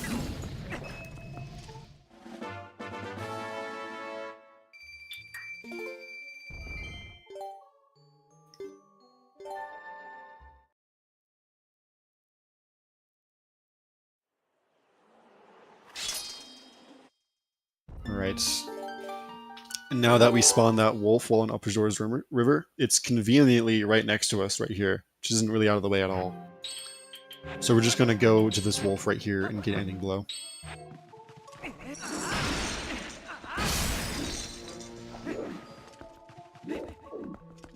Prince is going to start a...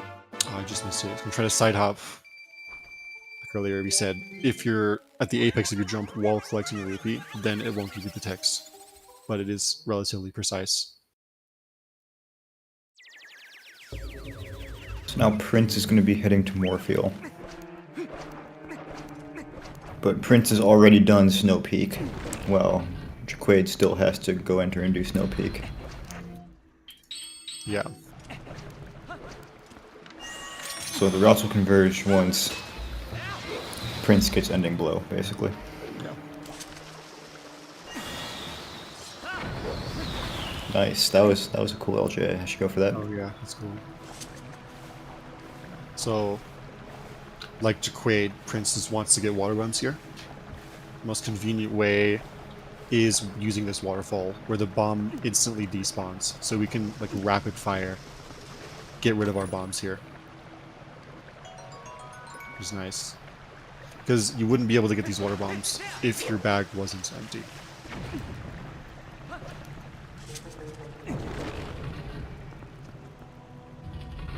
And that, after getting ending blow, it actually spawned him all the way back in Farron.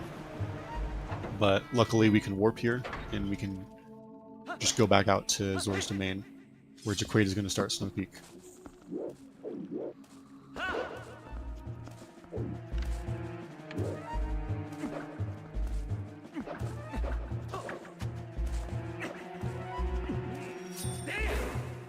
Sounds good. Very nice boss key skip by Prince. Let's see how his Morpheal goes.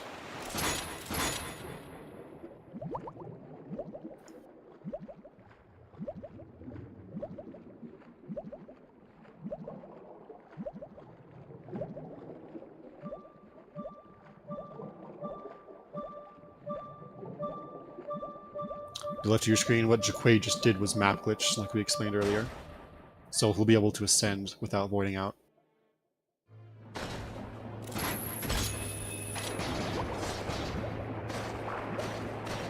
Aw, bad IRNG. Prince's screen. Okay, that works. Prince did manage to successfully pull the bomb and get his iron boots off before the cutscene started, so if you watch closely, you can actually... It doesn't look like he's floating up now, but when the cutscene pans to different shots, you'll be able to see him floating up during it. Yeah.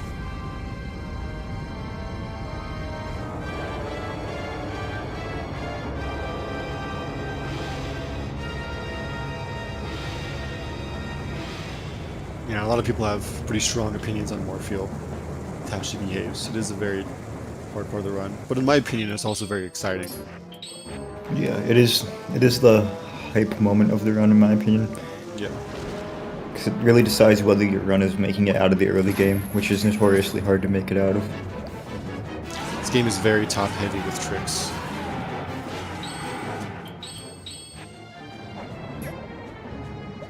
See if Prince can get the re-grab the second time.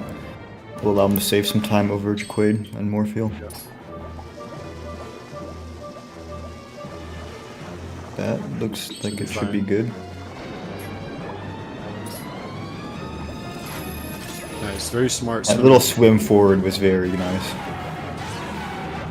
Oh, Ninja's on world record this time. Nice re-grab. Yeah, so that was a very good Morpheal fight from Prince. Might have to pull up the Nimzo stream in another tab. Yeah.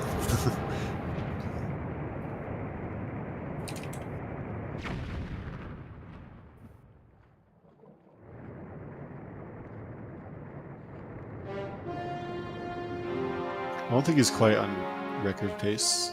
Well, I mean, he's not like actually no. I mean, he's 11 seconds ahead, but Oh, very unfortunate keys from Jacquaid. No peak cave can be very annoying with the keys. yeah. Nice, he gets messenger skip as well.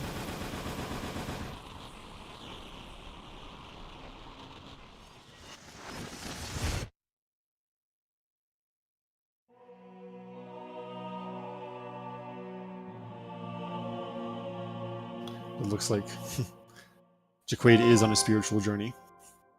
Yeah, that loses 3 seconds, but some people still choose to say they're on a spiritual journey because they want to.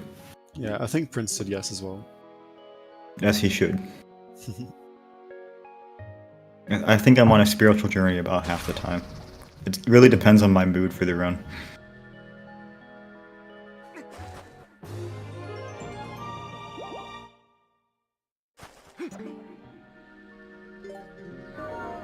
It truly is. By the way, the reason Jacquaid is spinning here is because for snowboarding, you go faster speed while in the air. So he's going to be trying doing as many jumps as he can because you go faster in the air as opposed to the ground. And what the spin does is it lets you stay in the air just a little bit longer.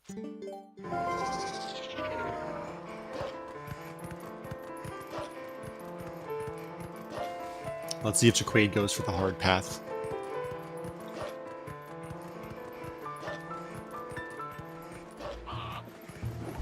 Yeah, he's going for it. Cues are very hard to see. That should work.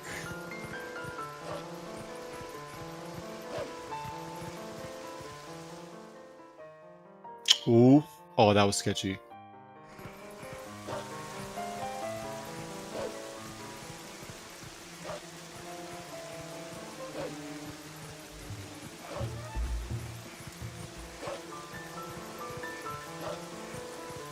Very nice line snowboarding. Oh, he's going for the text skip here. And he gets it. Nice. There is a little bit of I'm minute text. behind you. There is a little bit of minute. There's a minute trigger there. And you can jump around it. And it barely saves time, but it is faster. Oh, interesting. Second interesting lines there. So Prince and Jacquaid are going to do Snow Peak mostly the same. But instead of doing an ice clip like Prince did, Jacquaid is, I think, yeah. He's instead going to be clipping through this floor here with a speed clip. Looks like he gets it. Some nice bonks from Prince. Then he's going to... Prince get Louise glitch. Will he get it? That might... Oh, I think he just barely missed it. No. So Jacquaid is going to be doing a trick called ladder freezer cancel, where if you frame perfectly drop when you're in the freezer's range, instead of doing, he's supposed to like blow endlessly. They are on different routes. Yes, they are on different routes. So he's struggling to get the perfect frame here. But The routes will converge soon. yeah. Prince Yeah, is Prince doing is- pillar clip. Oh, he accidentally dropped all the way down, unfortunate. Oh, yeah. Essentially, with this frame perfect drop, it cancels the animation of when he starts doing the endless attack, and he just does a regular attack. Or I don't think it cancels it, I just think it just does a regular attack, where he just blows for a few seconds.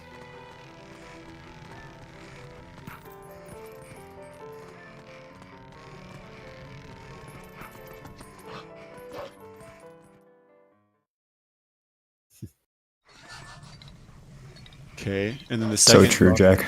is a 16 frame window, and it looks like you got it. What a thrill. Nice.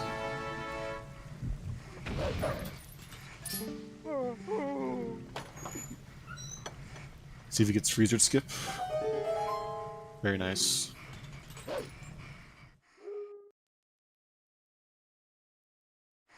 That Poe that Prince just killed is the only Poe in the game that we don't know how to skip. Although in Arbiter's Grounds, we will be getting 2 Poes, because Ooh, not getting them is very slow. oh, Although it is... Jacquaid doesn't die to Dark Hammer. Oh shit. That was worryingly close. Looks like Okay, he very nice. clutches it out. Let me refresh the stream.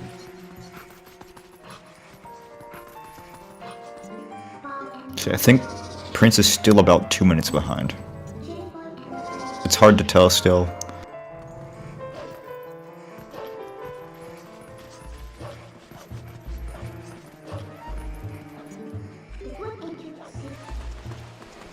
Two or three.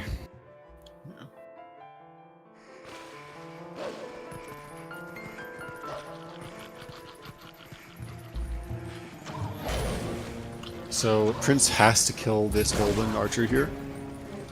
I can't believe that happened. Oh my god. So unfortunate, Prince. He tried to knock him in the water because that kills him instantly. But he got a little bit unlucky there. But if you don't kill that golden archer, then he'll shoot you off when you go on... I don't think this rope, but the next rope, he'll shoot you off. Like, pretty much every time. I think it is technically possible to skip him, but not really. Jacquaid is now exiting Snow Peak and will start going to get Aru's memo so he can enter the Arbiter's Grounds. Ooh. Oh, just missing that jump. I think Tass does skip killing that guy, Right. but you're not going to get Tass RNG. Alright, we'll see if Prince gets early win cycle.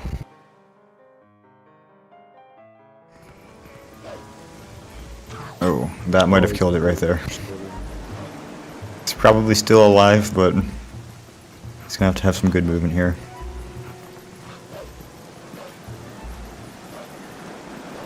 Yeah, I don't know.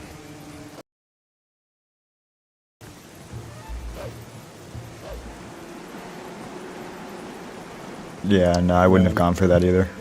He called minute there, and it resets the cycle. Yeah, smart play not going for that. It might have worked, but it would have been close. Doesn't save. It only saves like 4 or 5 seconds, besides the minute call. And now Jacquaid is climbing the second ladder, which is the tallest ladder in the game.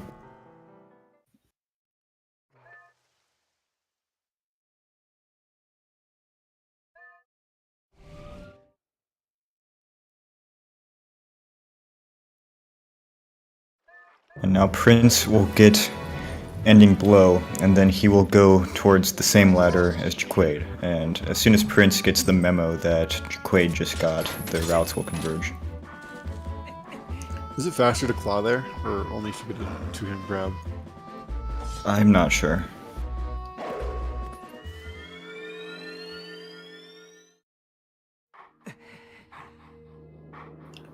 Yeah, so I guess Jacquaid won't have enough rupees to skip both red rupees in Arbiters, but he will be able to skip one of them, which is nice.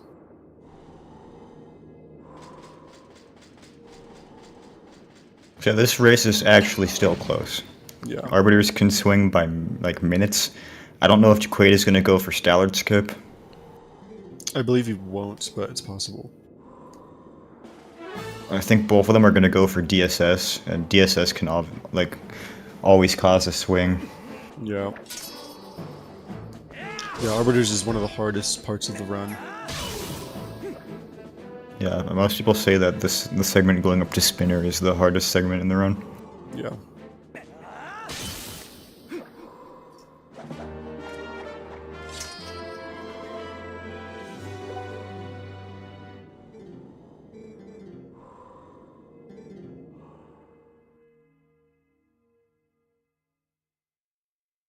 Right. And Jacquaid is going to be, like in 1 Hour Twilight, he's also going to be doing C down here to do some lag reduction. And I believe he's going to be using the mini-map as cues of where to go. Oh, that was smart.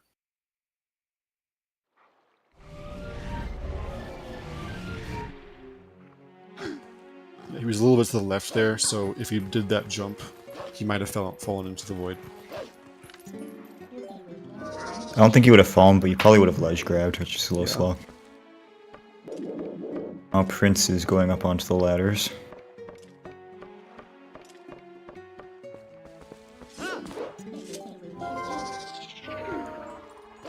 Alright, and Jacquaid here.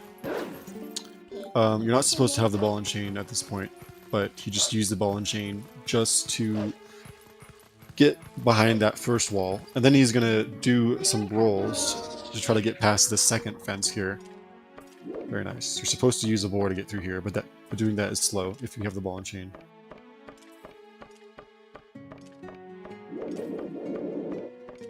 Now, just like in Snow Peak, Jacquaid is going to be doing map glitch again. And the reason he does that is so he can I think he's going to do the LJA onto this out of bounds section that we're going to see in a second. And then he can immediately go into the King Bulbin 3 trigger and fight him without having to clear the camp. Yeah, so Prince is about 1 desert behind Jacquaid right now. Yeah. So they have converged now. Oh! Oh. Not entirely sure what happened there. I don't know what happened. Might have held right for a side hop too long or something. Yep, that works. Gonna do a precise LJA to get very nice. Get up onto that rock. Apparently side hops just do that sometimes. Yep. Good to know. I'll make sure to never side hop again. Prince missing fire with the memo. Jacquaid has to be very careful to not die here. Very Yeah, nice. if he died here, it's like a completely dead run. Yeah. And shading specifically counterclockwise spins there do a lot of damage because they hit him multiple times. So he got a very nice 1 cycle there.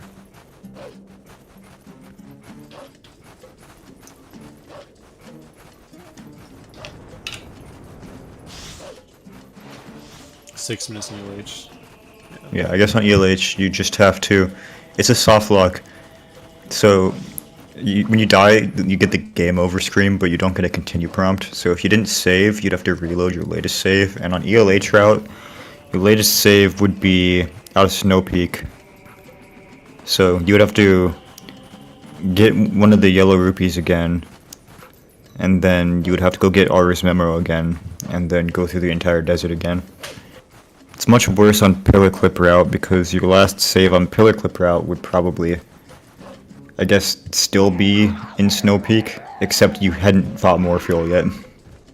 Yeah, that would be bad. And yeah, the reason the continue prompt doesn't show up is that's just a quirk of map glitch. But luckily, that cutscene trigger that we just walked into, after getting the boar, isn't affected by map glitch. So, or actually, I don't know if it's actually the fight that disables map glitch or that, but anyways, we're able to get out of it. And Prince opting to do that fence clip as Wolf, and he gets it. Very nice.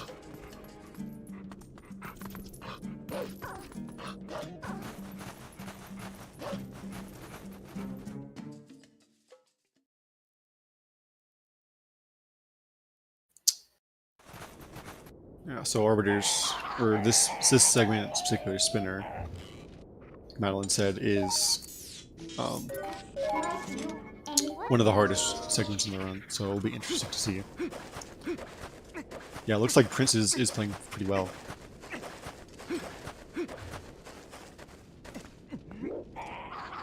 I think Nimzo got a 9-cycle Zelda. That's very sad. Oh my god. Is he running it back? No, I think he reset. I don't know. Oh. Unfortunate.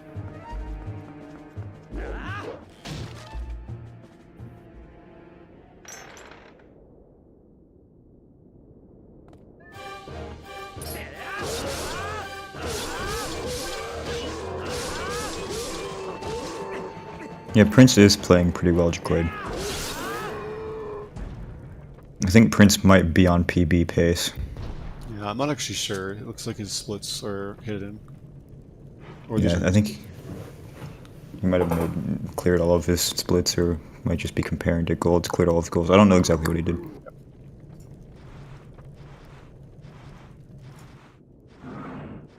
Alright, so Jacquaid is going to be going for a trick called Poe 1 skip.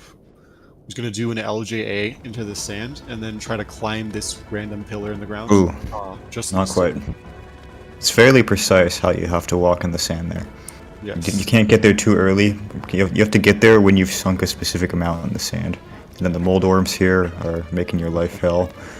That looks like it works. Yep. Works. Now he's just do one more LGA. And he gets it. Very good. The reason we do that is so, for some reason, so we're supposed to kill all 4 Poes before the Poe door in the main room goes down. But the game only checks for the last 3. So we don't actually have to kill all 4 of the Poes. We only have to kill the last 3. Yeah, so Prince is about 2.5 minutes behind, just confirmed when he entered. If he gets first try Poe 1 skip, otherwise he's about 2 minutes 45 seconds behind. Yeah. So we're actually going to be entering the... okay, no, I guess this part isn't backwards. We'll be entering Poe 3 backwards, which we'll see in a little bit. Let's see if Jacquaid goes for the minute here.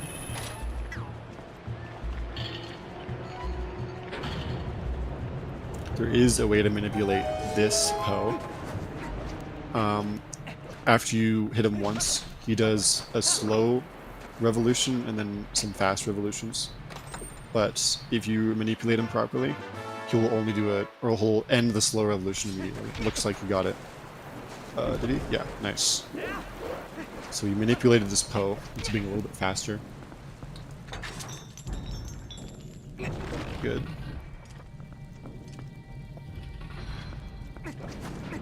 And he is actually going to, even though we're not actually going to be sensing, he is going to sniff this Poe for the Poe sense.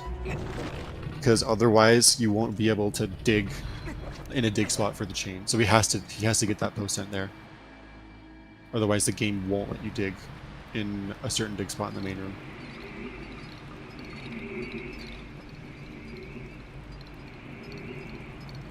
And if Jacquaid didn't have at least 260 rupees here, he would have gotten that red rupee chest, which loses about 4 seconds. But since he's pretty good at rupees, he can just ignore that.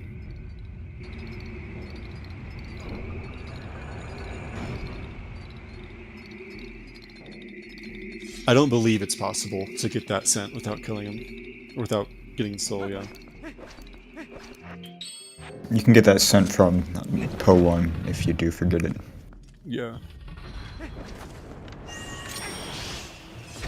Yeah, it doesn't matter what... Mold orm. Ooh. Did it hit him out of the air? Yeah. That's so unlucky. And that's not gonna work. He'll have to go back. Yeah, that second LJ was a little bit early.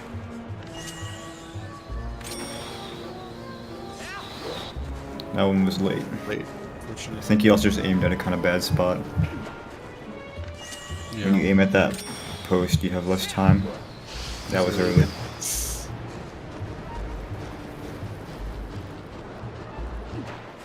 So Jacquaid is going to be going into Poe 2 after Poe 4. Kind of mess up the order a bit.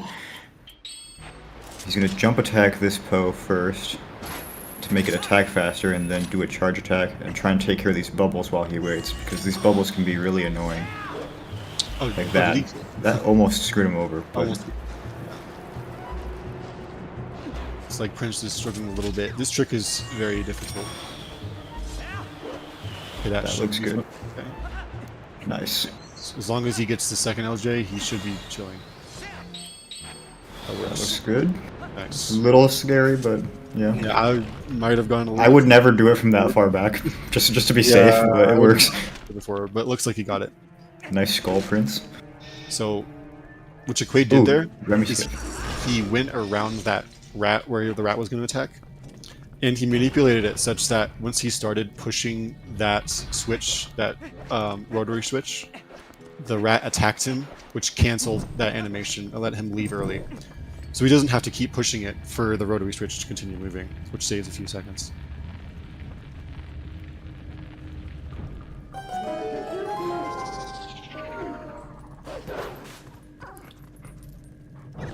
Right. Now Prince coming up on Ho 4. He's a little bit further behind now.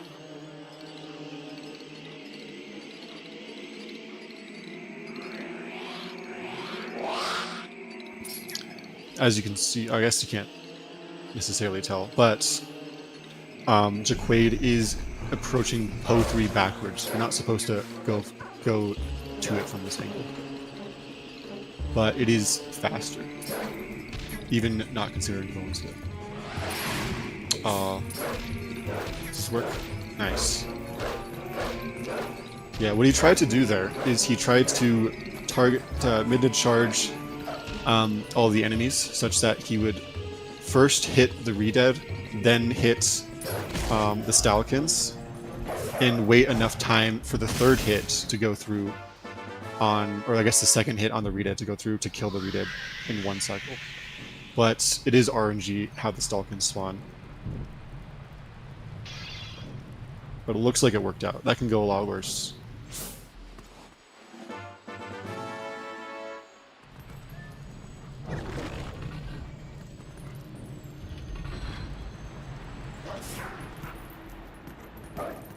It's like Prince. Oh no.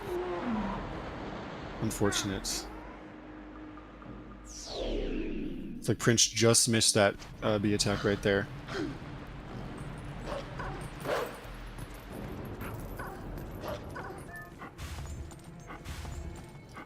So since Jacquaid got the last 3 pose, he can now enter the Po door because doesn't actually have to kill the first one. Yep.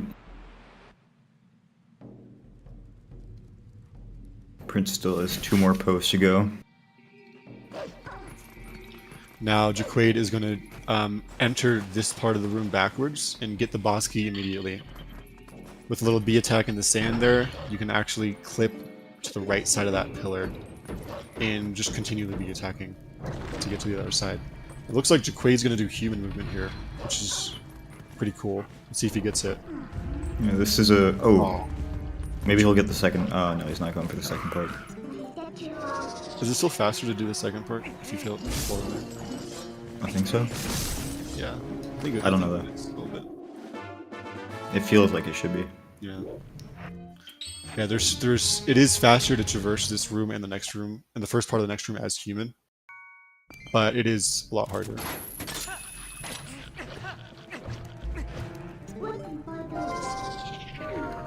Prince, yeah. Heading up to Po 2 now. So, Jacquaid is placing some bombs in certain spots here so that he can walk up to this door while he's waiting for the bombs to explode. Then it'll start opening. I was really worried about that, Prince. It worked out, I guess.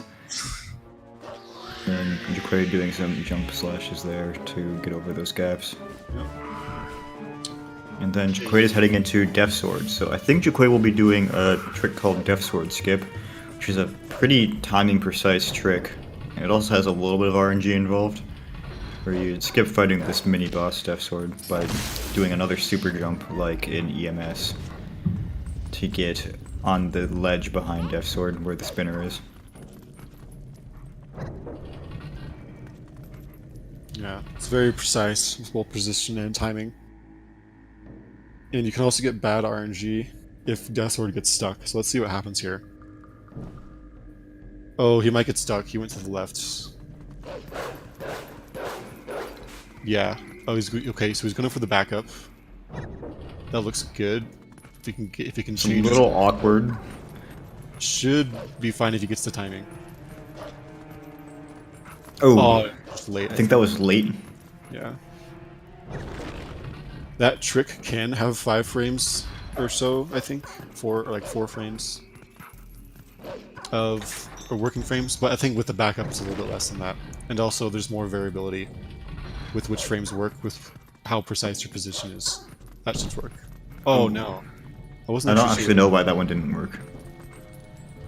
Was it late? I'm not. It looked like that should have worked. I think it might have been positioned slightly off.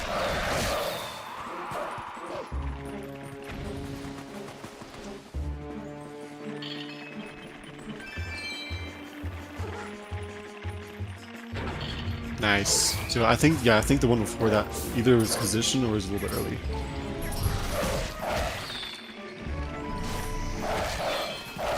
Very nice though. That trick is not easy. I don't know how Prince missed the Poe there. That was weird. That was insane.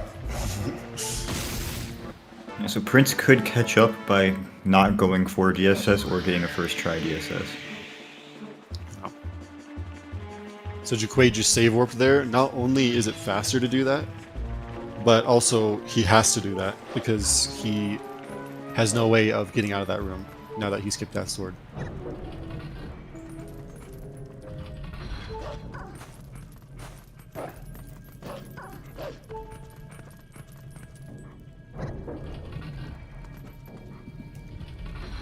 So Prince is about 3.5 minutes behind, depending on how Death Sword goes. He could save some time by killing Death Sword or getting it first try if he goes for Death Sword skip.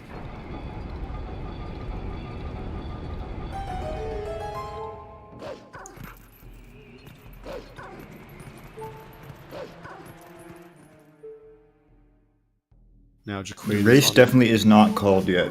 Yeah. Yeah, there's still City and Palace, so anything can happen.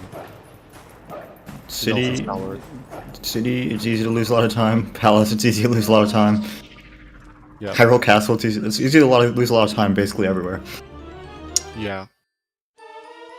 Still a pretty close race here.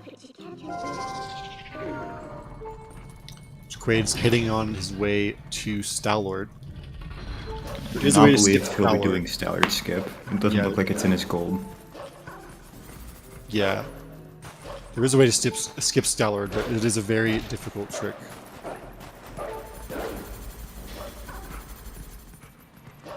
So I think we will see Prince going for DSS.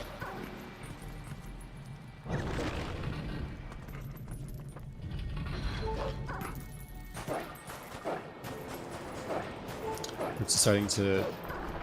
Yeah, just go... He went from Wolf... He transformed immediately, right? Yeah. Yeah. Okay, I guess he's opting to kill the ball and chain. It is a safe... Oh, no. What? I think he sunk immediately because the ball and chain is heavy or something. Oh, I guess, yeah. That makes sense. I don't think he meant... Oh, and he's all the way back here, too. And he's on a quarter of a heart. He has to watch his health here. It's alright. This room is not easy to do fast.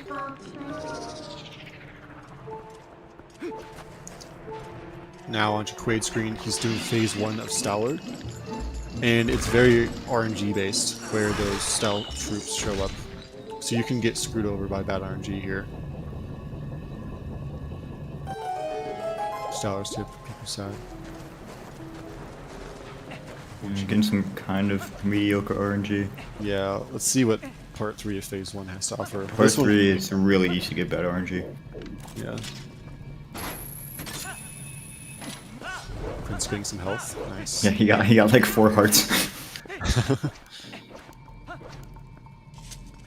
Alright, it looks like the part 3 of phase 1 wasn't too bad for Jacquaid, so that's good.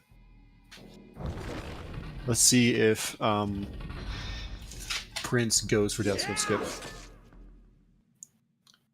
Since I think Jacquaid's was 3rd or 4th try, if he actually opts to kill Death Sword here, and he gets the 1 cycle, then he should save some time.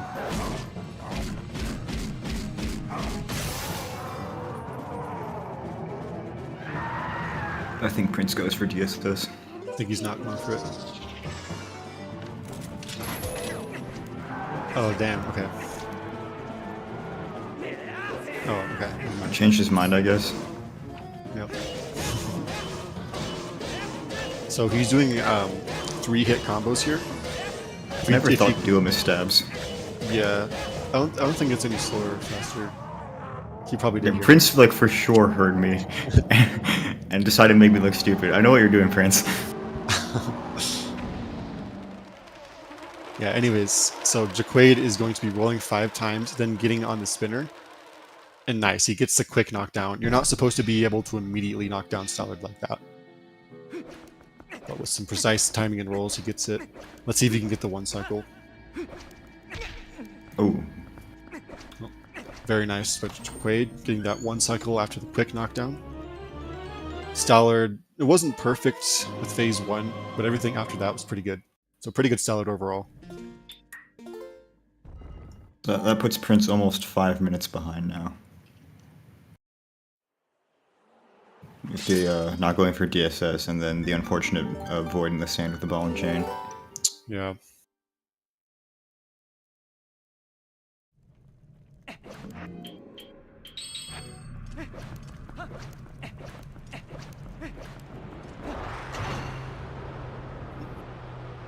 That scared me. I thought Prince was gonna hit the side of the wall, the spinner there, but it's pretty good. Watch Prince just pull Stallard skip right out of his pocket. That would be crazy. It is possible. I don't know if I've ever seen him do it.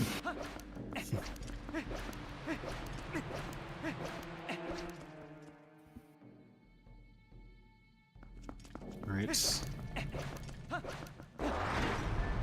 How does Stallard skip work? Well, essentially, you use a trick called Claw Shot Actor Displacement, or CAD, which lets the things that you claw shot actually get pulled to you if you do it properly. So with a very precise CAD, you can actually bring in a Stall Troop into the corner next to the door. And then, if you stand in a specific spot, you can use that Stall Troop to clip into the wall. Now you're out of bounds, but you still have 1 more wall to clear, which can be done with a very precise bomb boost and claw. I don't think Prince is going to be going for it, but it is possible.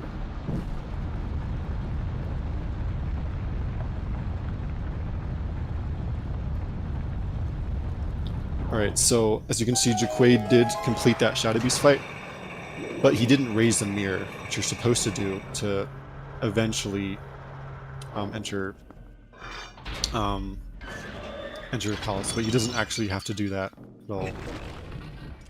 And each time he warps, you'll notice that Bidna, if you try to warp regularly, Bidna will tell you you haven't raised the mirror yet, and she won't let you warp. But for some reason, if you zoom all the way in before toggling portals from the map, you'll be able to warp. I'm not really sure why that works, but You don't actually is not well coded. Yeah. So he just did that was the biggest sequence break in the game right there. So what he did is he transformed next to that statue, and he was able to clip through and get the cannon very early. You're not supposed to have access to that area until after beating Temple of Time. And we're not even going into Temple of Time this run. So with that trick, we just saved a lot of time there. So now we can immediately go to City. We're supposed to beat Temple of Time and also do this big, long side quest, and we're not going to do any of that.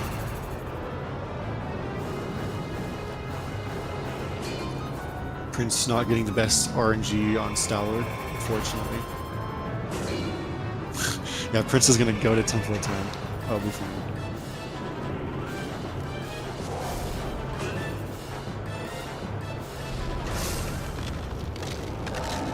Alright, and that is the only reason why we got rupees for the entire run, is so we could pay Fire to repair the cannon. That's why we needed 300 rupees.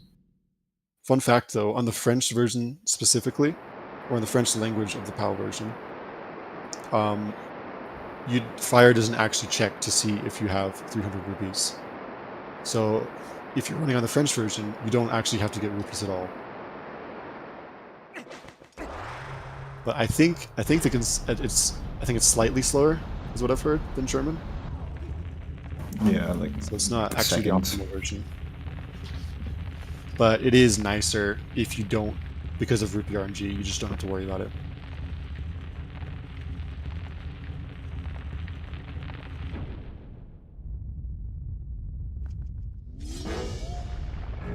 Alright, now Jacquaid entering City. This is one of the more exciting parts of the run. There's a lot of cool LJs and movement here. Let's see if Prince gets the quick knockdown. That Just was late. Yeah. There is a backup here where you can do the quick knockdown again. Let's see if he goes for it. Looks like he is. Oh, not quite. And looks like he's going for casual. Oh no, he's going to back up again. Interesting. Okay. That was early. That was, yeah.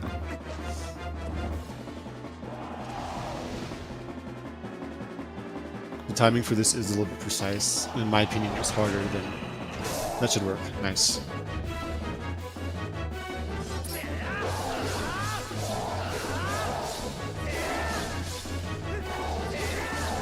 Okay. He missed one of the spins, but the timing isn't too precise on GameCube with change spins, so looks like he got it. Very nice.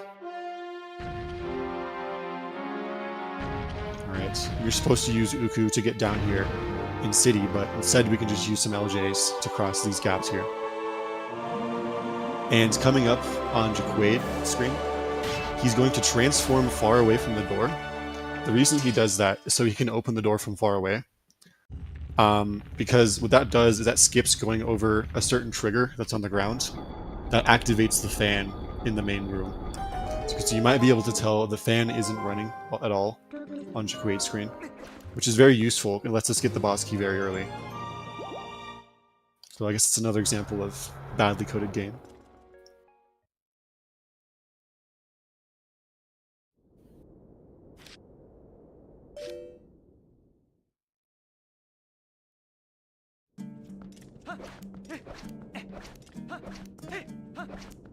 Nice. There is a few frames there where you can roll before the cutscene ends after going on that spinner.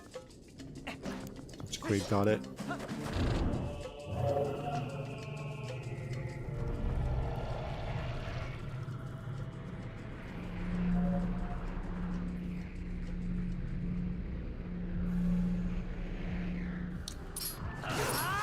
Only reason we go to this part of the dungeon is so we can get this small key. There is technically a way to skip this small key, but it is extremely difficult without jump strike. Even with jump strike, it is difficult. Probably go for an untargeted claw shot here.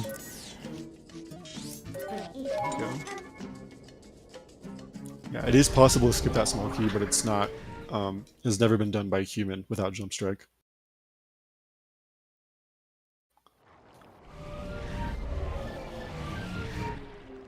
And then Jacquaid is going to go for a trick called Argrok cutscene skip, where he's going to side hop onto this little piece here, and then try and walk around in a sort of specific fashion to skip going near that door where there's a cutscene.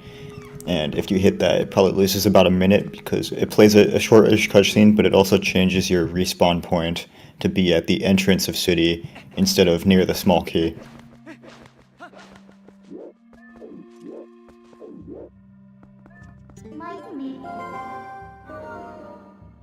And then we have Prince going for early City as well.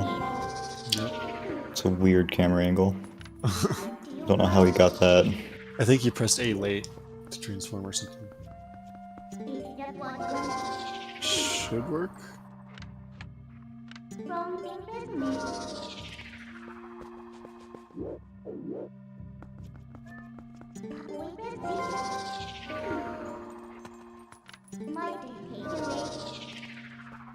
Oh, is it the same speed with Adam Glitch? Jacquaid? Very nice, he gets it. Yeah, that trick can be really annoying. Like, it's just weird. Like, it feels like you do the same thing, and then it works or it doesn't work.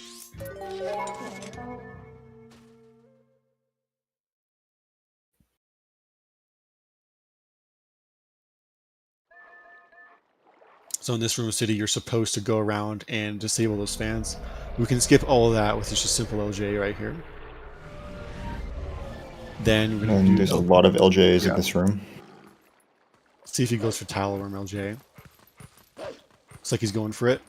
Oh, never mind. Okay. Smart.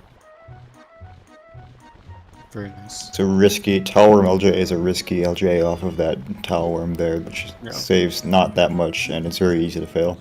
Yeah, it's barely faster. So smart by Jacquaid for just going for the regular LJs there. And then he was very careful with that aiming there because the cutscene takes the same amount of time to trigger regardless. Yeah, he had to wait for that cutscene anyways, so he wanted to claw as high up as he could on those vines. Excuse me. And then he's gonna wait a bit before he jumps off this ledge with the Uku. Yeah, So make sure that he hits the edge of this wind cycle here. Right. If you go too early, you'll just go past it. And then here he'll be going for a trick called Uku Jump, where he's gonna position himself in a little bit of a precise spot and then walk off the ledge at a certain angle so that he can just barely ledge grab. Oh, all right. Oh, that's a crazy back. It's kind of funny.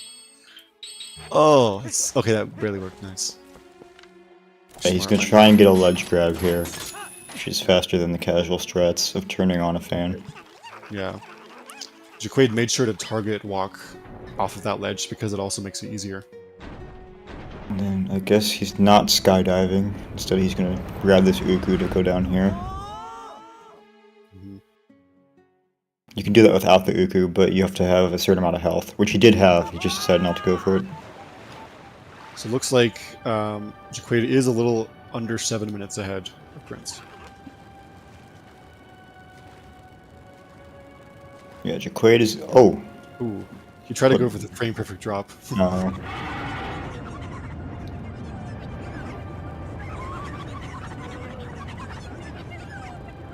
Anyways, Jacquaid is probably not going to be fighting this Aralphos here. He's going to go for a trick called Aralphos Skip. I wonder if he does the setup or not. Looks like he does it manually, so he's trying to get a pixel shot of a badly placed claw shot target here before Aralphos attacks him, and there he got it. Very hard to do.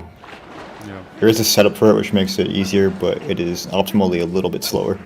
Yeah, we'll see if Prince goes for the setup here, or in a few minutes.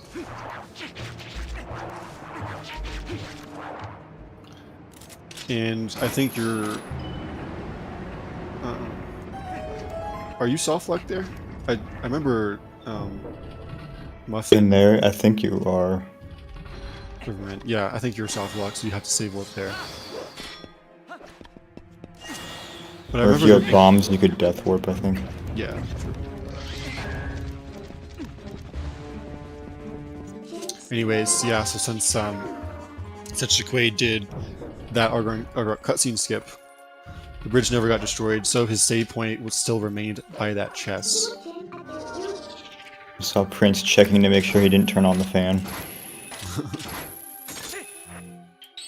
Okay. Now Jacquaid is going to be heading back to the main room to get the boss key early. You're not supposed to be able to get it this early, but because we didn't turn on the fan, we can get it right now.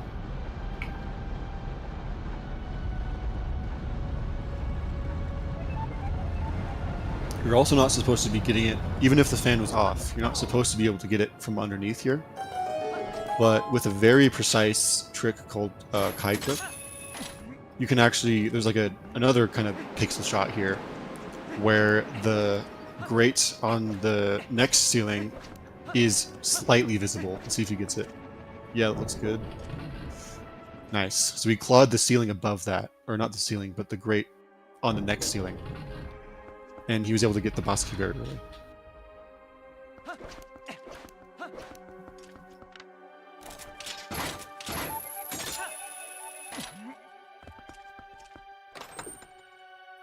Very nice. Lands on the stairs right there, so we can get an auto roll without taking any damage. Prince going for the no-scope. Nice.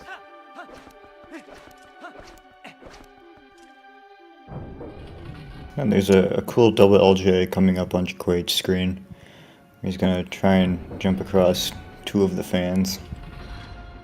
Yeah, we didn't actually turn on the... You're supposed to turn on the fans here to make them start rotating. But we can skip all that with LJs.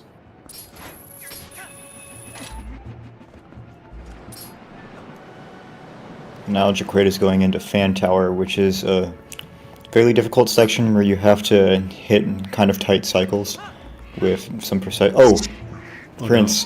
No, Prince. So Prince hit the Argrok cutscene that Jacquaid avoided earlier, so he loses about a minute here.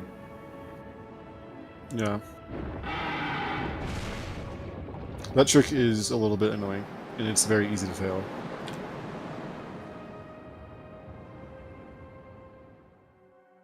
So yeah, Jacquaid is going to try to claw up this tower quickly, because if he misses a cycle, it loses some time.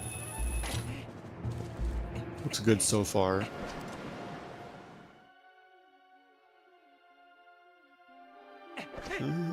Nice. Did all the hard parts of it. Now he just needs to claw the last target. Yeah, that is a lot harder than it looks. Yeah, it is not easy to do that without waiting any extra cycles. Jacquaid made it look easy.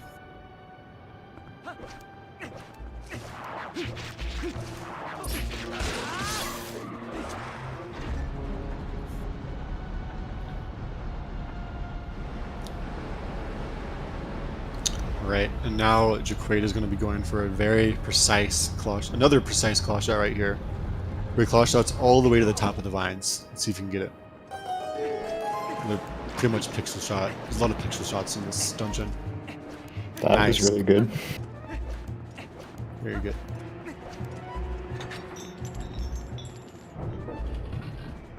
So Jacquaid is going to be going to the perimeter here, so Argrok does the correct attack, and he'll be able to pull on Argrok's tail.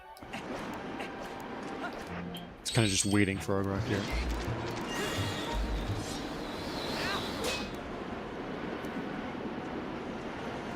Nice. And then right after this cutscene, he's going to walk backwards and immediately claw one of those pillars so he can attack Argrok again and complete phase 1. Should be good. Yeah, nice. Yeah, you're not supposed to be able to get Argrok immediately again, but if you're very quick on that claw shot, he becomes vulnerable again while he's moving up. Yeah, if normally he like flies around a bit more, but Saves like 20 seconds. yeah.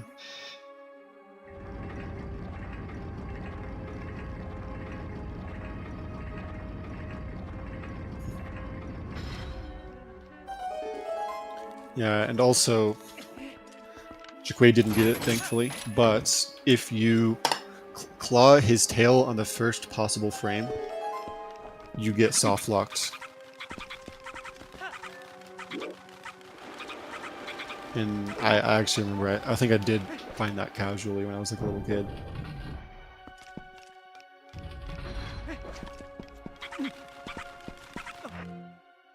Oh, oops. What was that? I think he went neutral too early or something. And so he ledge grabbed. So Jacquaid What is is gonna- oh my god, Prince. What is this Uku doing? What the? Anyways, you see Jacquaid just voided there. And the reason he did that is because we want Argrok to be at the middle of the stage. And in that part, he's like flying around. But if you void, he just spawns right back in the middle, which is faster than waiting for him to finish flying around. Right here, he's going to sync with the Iron Boots just the right amount, such that Argrok's flame gets cancelled. So we don't actually have to go around like 7 times. And it lets us... Oh, Ooh, what happened? he didn't pull sword fast enough. Oh, Looks like he's going for it again. he's determined. Wrong ledge. This still works. Oh, early.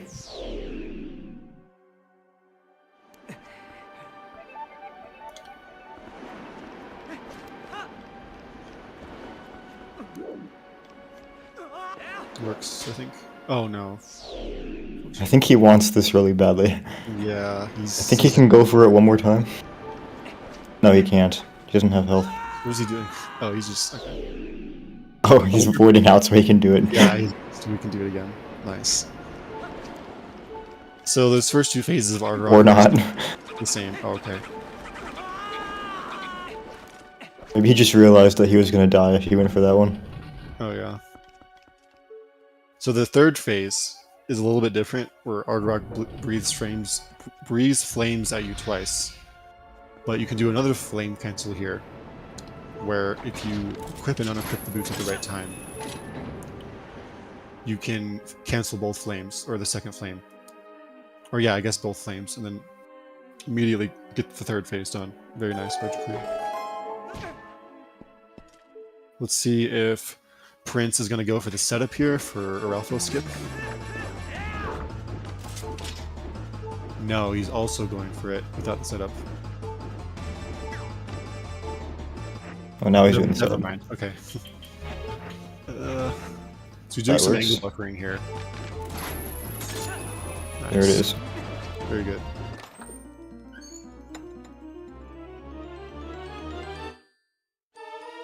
Okay, so now I think he's about 9 minutes behind.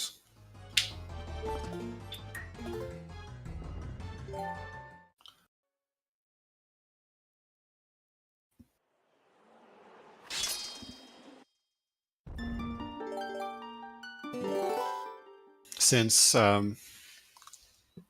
Prince did walk into the Argrok cutscene trigger, instead of spawning by the chest, he is spawning at the start of the dungeon.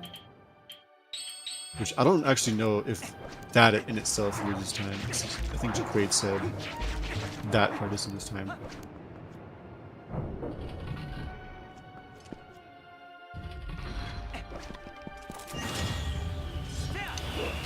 Oh, Prince tried to go for that LJ while the boomerang was out of bounds, but it was just a little bit too late.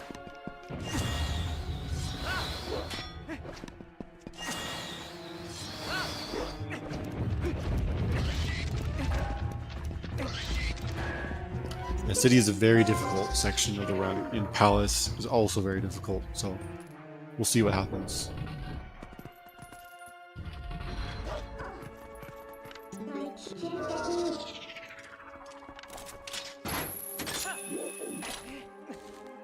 Okay.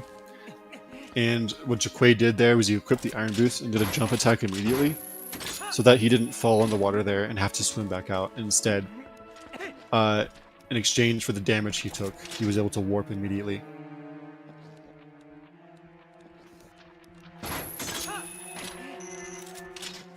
So now Prince is also going for Kite Clip. That works. Very good. Very nice. And Jacquaid is Yeah, entering Palace of Twilight. Yeah, that was a pretty fast Kite Clip, to be honest.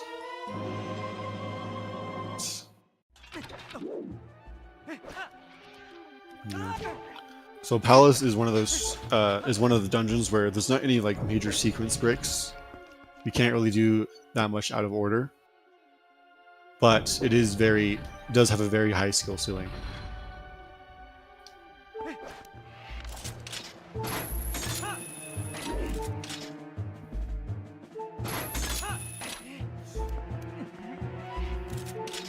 Yeah, I guess if Prince fails this LJ, he dies, which would be unfortunate. Let's see if he gets hit.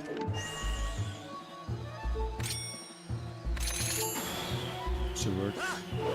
Oh no. I think he went late. Fortunate.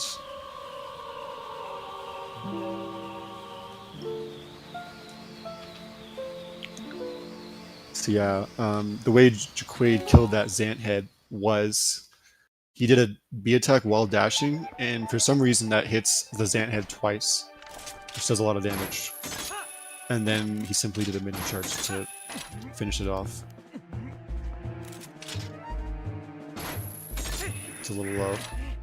Fortunate. Oh no, that's so bad RNG. Those cars can be annoying.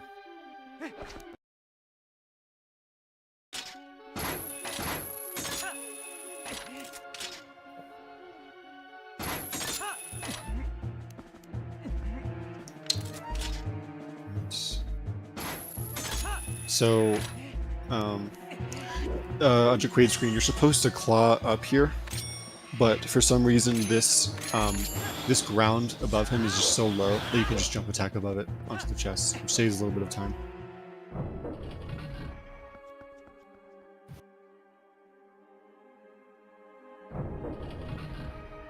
So now Jacquaid is hitting into Phantom Zant, and Phantom Zant is a little bit RNG where he spawns, but what attacks he does is not RNG if you do the correct attacks. If you damage him properly, the amount of damage you do and the attacks you do are very specific. I'm gonna try to do a slash and then 2 spins for twice, and then on the 3rd cycle he's gonna do a slash and 3 spins. Okay, that was a pretty good spawn right there. Oh, just missed it. Looks like he's opting to stay on fan. I would have personally gotten off because of how low he is on the fan. Yeah. Yeah, it is not easy to do fan tower fast. Nice, that was a good claw shot. He accidentally targeted one of the Ralphos, so you don't want to do that. So, yeah, you can't get that. And,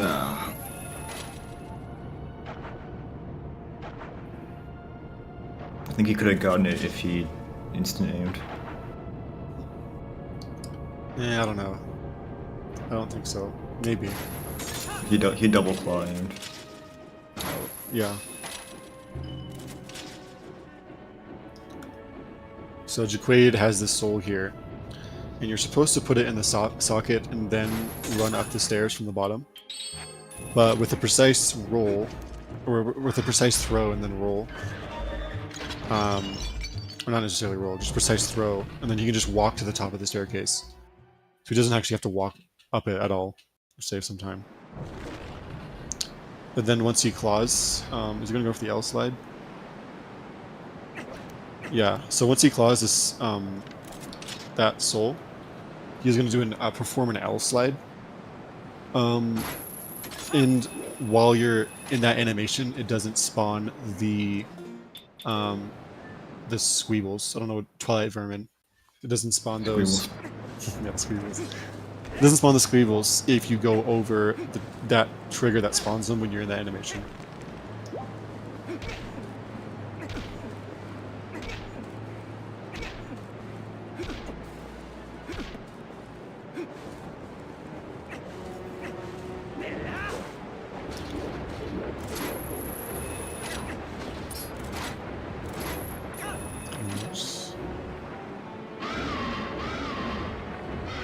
Oh, did Prince not equip Iron Boots?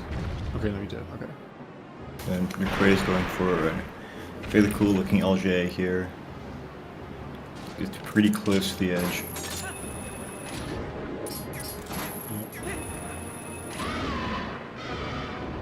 Nice. Prince gets the fast first phase in Arc Rock. Alright, now Jacquaid is coming up on one of the hardest rooms in the game. The community has dubbed it Stupid Room. It's very hard and you can RNG. You can screw. Oh, you can lose didn't a lot. get a spin over there. I think you're ahead of me a little bit. Yeah, managed to clear it up. Not the worst stupid room ever. He still has to get to the chest without falling down. Oh, I shouldn't have said anything. Oh my god.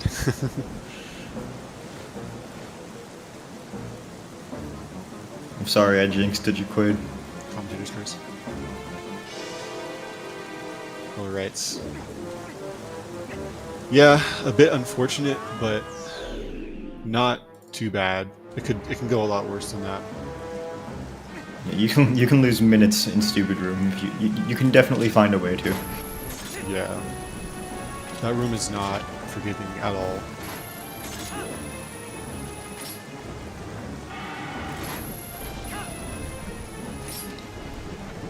This is one of the cooler looking rooms here. He's gonna throw the boomerang to get the Shadow Beast's attention. So they run over to him when he does his spirit charge. And nice. Kills all 3 of them. And he's gonna do a quick kill on this. Okay, interesting. He does the strat where you charge him. Then he's gonna kill the rest of these Ruzant heads here.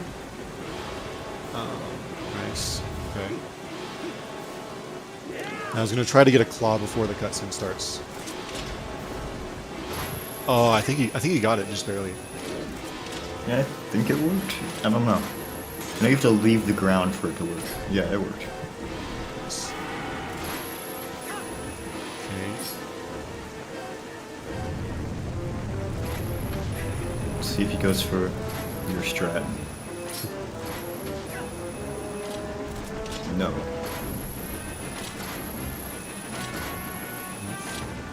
There's like a few ways you can do that part right there. Judging by Prince's screen, I think he might have failed one of the flame cancels. Yeah, I wasn't paying attention, but it looks like. Yeah.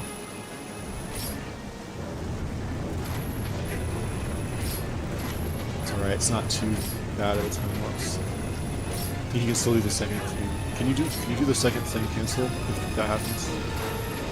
Looks like he's opting to just go all the way around. Okay. Yeah, you can. Oh wait, is this the part 2 or part 3? I'm not sure, but it looks like it's part 2. Okay.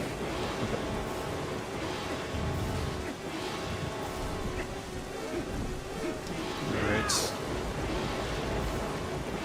Jacquaid killing the second Phantom Zant, which is pretty much exactly the same. I just think the spawns, potential spawns, are slightly different. Other than that, it's the same.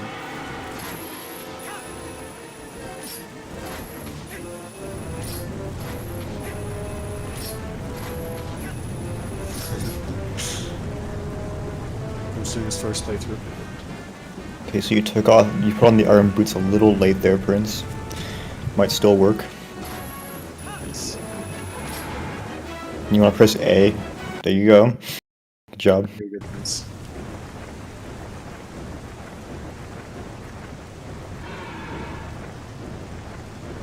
And then after this cutscene, Prince, to get the heart container, you can actually side hop to the left.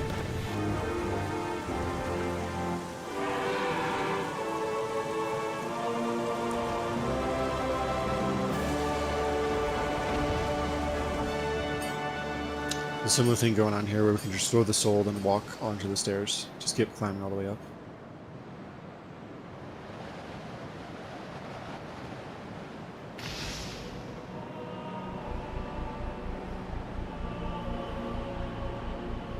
Now he's doing stupid room backwards, which can also be stupid. Less stupid room. Yeah. It's less easy to mess up, but it's still easy to lose a bunch of time. If you fall here. Stupid Room 2, the sequel.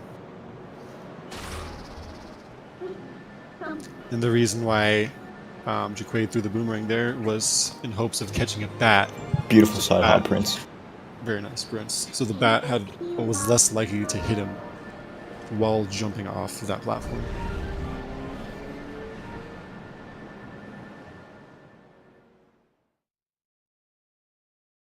And then Jacquaid dropped the soul here so he can get onto this platform sooner, and then claw shot it while the platform moves. Which doesn't save that much, but it is an optimization.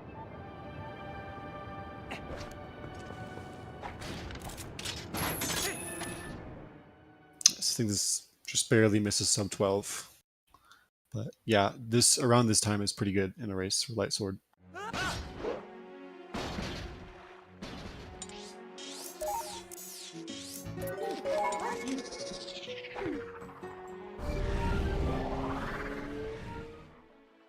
So Prince now on his way to Palace. It looks like Jacquaid is about 11 minutes ahead. Or sorry, 12 minutes ahead.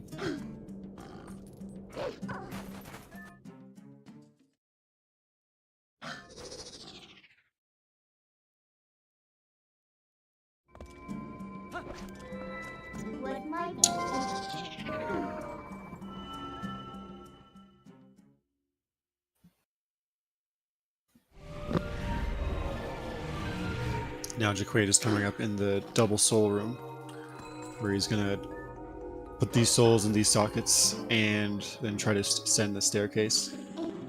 There is some cool LJs here. Let's see if he goes for them.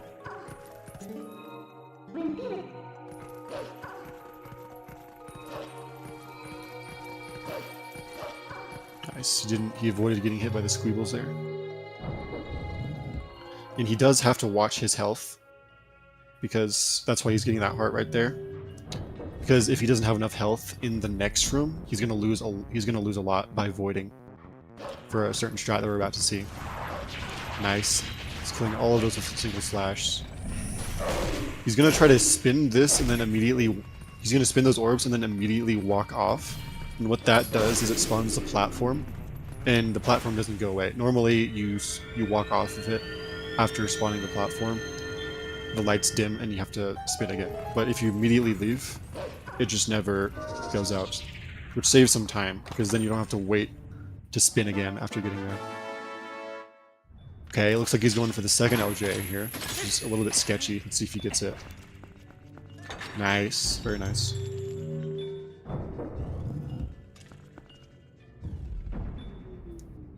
That LJ is very easy to fail, because you have to wait for the boomerang to go out of bounds. Looks like Prince forgot to transform.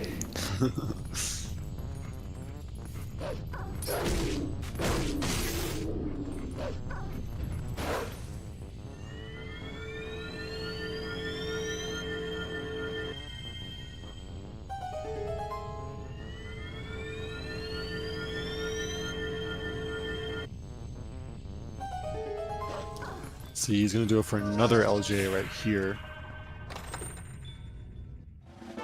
Another sketchy one, because if you miss that, you have to take the entire platform again.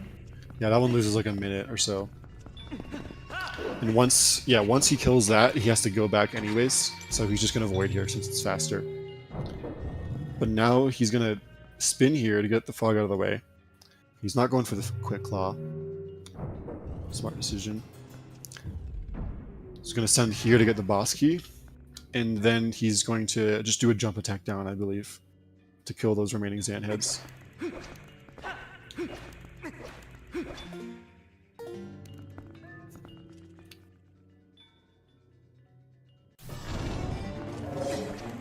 Nice.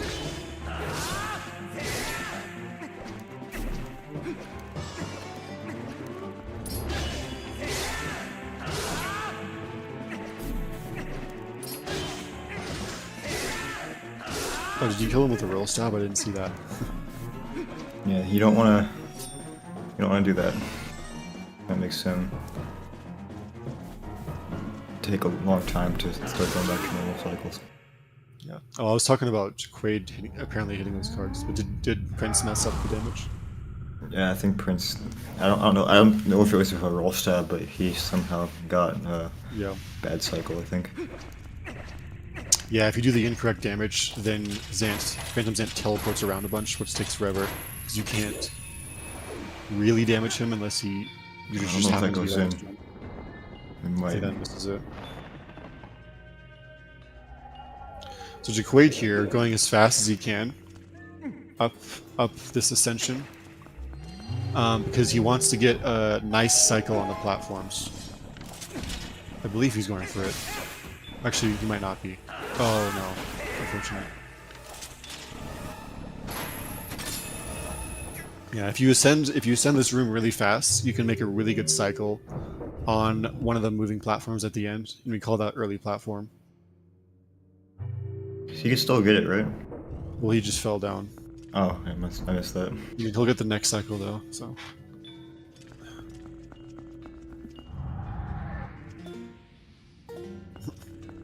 Prince pausing the game, trying to skip a cutscene. Fortunate. I think early platform is a perfectly cool name. Early platform. Alright, why don't you name it? Yeah, what's your cool name? Yeah. I'd love to hear it.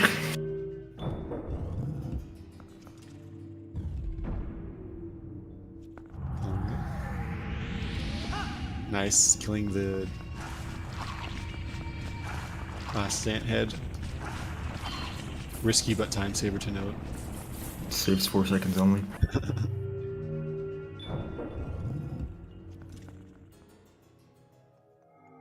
Alright, now he's going to go for another LJ here, so he doesn't have to wait for the platform to go all the way across. Interesting aiming at the middle. Maybe most people do that. I've always aimed at the left.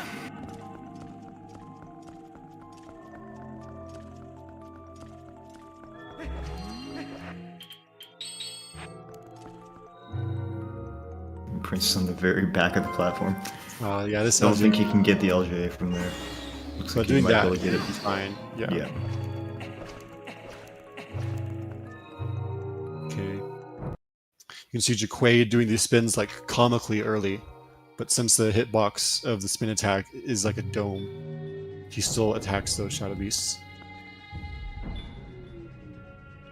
Now he's entering Zant, which is one of the most difficult boss fights in the run. And we have Prince in Stupid Room. Yep.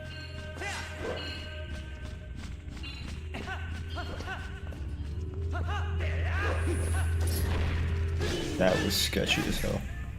Yeah. Oh, yeah. went That's for a good. stab combo. That should work nice. Not too Yes, bad. it works Pretty out. I don't know what the point of the stab combo is really. Yeah, I'm not sure. Yeah, that's a good point, Jacquaid. You also hit all of them in one frame when you do early, when you go for the spin early. Because like the first Shadow Beast fight, where we didn't want any extra hit stun effects, and also in the Skull Kid, where we only wanted to hit one of those puppets each time. The same idea is we don't want more of those hit stuns. So in the first phase of Ook here, he's trying to knock down Zant as quick as possible and then start his combo before he's actually touching Zant. Yeah, Zan damage is really weird. Only Well, the let's see. fourth combo slash does significant damage to him. And here he's going to throw the boomerang while he falls down. And that gets rid of the first two, like, troll cycles of Zant here. And then he immediately starts shooting. And he's going for a one cycle here, which he Nice. gets. That's a two-framer. Yeah, you're supposed to do another cycle there, but you can actually cancel the animation. There's a 2-frame window where you can cancel the animation. Now he's in the kill- Morpheal phase. And he's underwater again, he doesn't have Zora armor, so he's going to have to do the bomb pulse strats again from earlier. And this phase is pretty tight, so you can't really screw it up, or you can easily die in it. This is a lot of time, you have to restart the phase. So he went for a fast combo there, and then he's going to pull a water bomb, start heading over to a specific spot. And he's going over to this spot to manipulate which Zant comes out of. Because Right. it'll always come out of the one furthest from you. Yeah, and he's being very careful not to let go of the bomb too early, otherwise he'll accidentally get a trick called Rocket Link, where he'll rocket to the surface, which is really bad. Yeah, you can't get back down if that happens, and you always drown. Yep. That looks good. Nice. And he's also doing the actual combo in a very specific way. The attacks that he uses in the 4-hit combo, because certain attacks or certain combos are faster than other ones. And it gets amplified in water, because water, everything is slow. So he's doing left, right, up, down as his combo.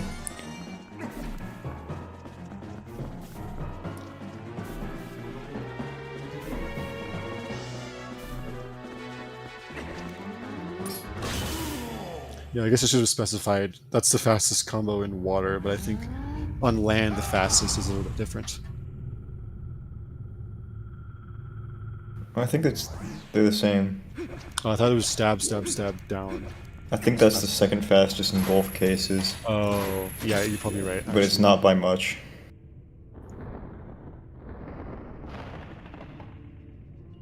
Alright, so this is the only required use of the ball and chain in the entire run. It's just for this part. We have no other way to damage Sand here. Yeah, there's the stab, stab, stab down combo.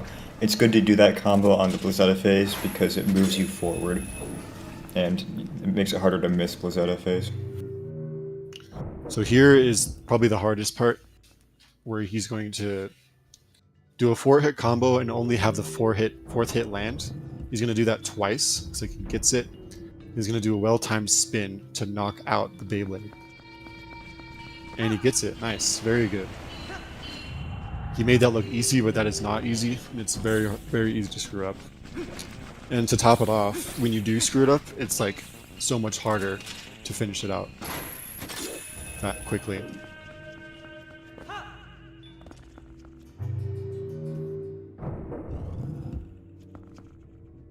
Alright, so now we'll see Jacquaid going to Hyrule Castle, getting pretty close to the end of the round. Looks like he's on a pace to get a 306, 307.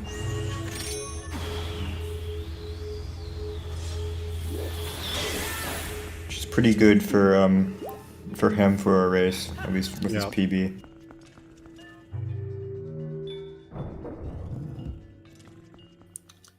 Nice.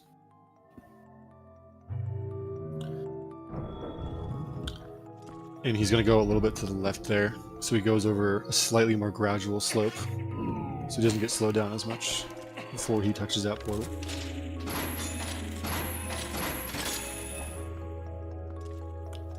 And Prince gets the frame perfect ball throw, which saves just a little bit.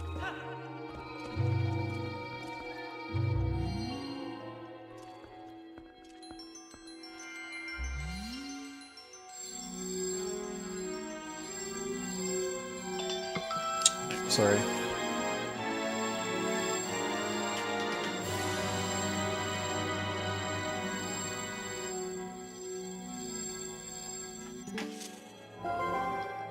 Dismiss you.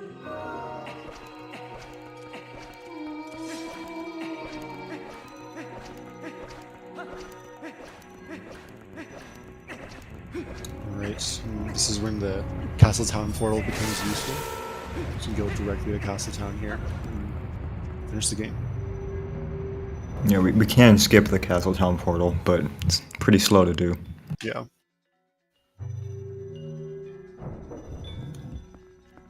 Now we're in the longest unskippable cutscene in the game. Call this the Squidna cutscene. It's like 2.5, 3 minutes long. I think this is like a little less than that. I thought it was like... whatever. Yeah, it's around It's that. long. Yeah. Well, I don't mind too much, because the cutscene looks really cool. I can't believe Prince didn't get transformed there. Did he actually not get transformed? That's crazy. Prince is playing on a patched ROM, confirmed. True. Just gotta get a heart from that keys right there. Let's see if he gets this LJ. Oh, he didn't get the second target. Unfortunate. That's alright. That LJ doesn't save that much.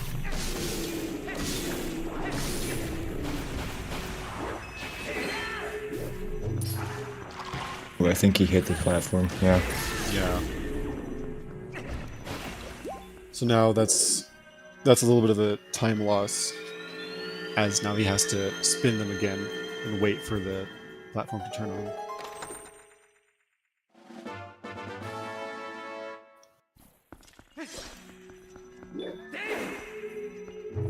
Alright, let's see if Prince goes for the sketchy LJ.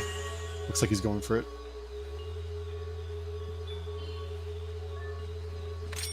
This one is really dumb to miss because, yeah, you have to take this platform back over there and then take that platform back. Yeah, it takes forever. And then the keys are all in your face. They do give you hearts though, which is nice. And he misses the second target there again. Fortunate. And now Jacquaid is entering Hyrule Castle. Yeah, so on Zant, that was our last required use of bombs, since we didn't have the Zora armor. But bombs will be a little bit useful in Hyrule Castle. Gives us the second try. Very nice. So yeah, the fastest way to kill all of these bokoblins is with the bomb.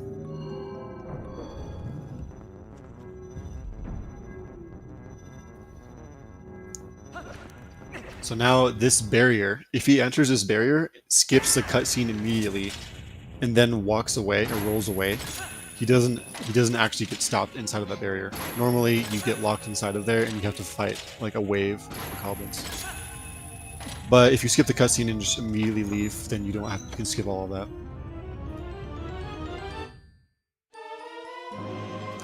Now, Jacquaid is coming up on the last King Wolden fight. He does have to be careful here, because if he does get hit, he'll die, because he does 4 hearts.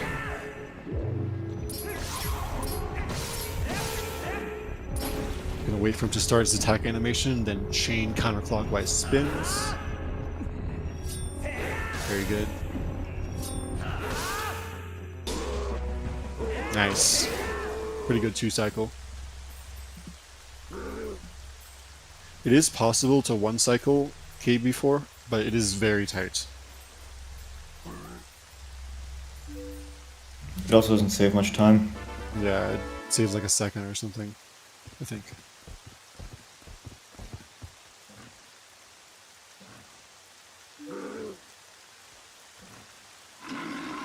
Oh, does it only do 3 hearts? I thought it did 4, I could be wrong. No, it does 3. Oh, okay, never mind.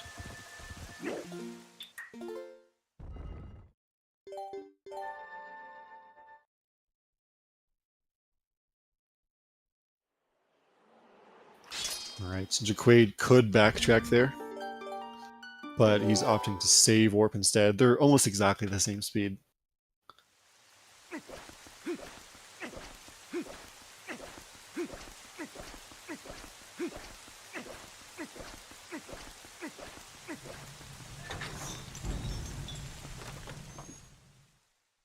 So now, like the second barrier, Jacquaid can also skip the third barrier, but this time with a jump attack.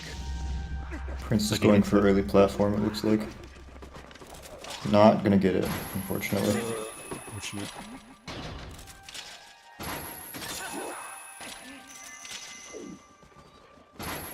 Jacquaid equipping the Iron Boots here. Not only do you fall faster with the Iron Boots, but you also descend on the claw shots faster with the Iron Boots equipped.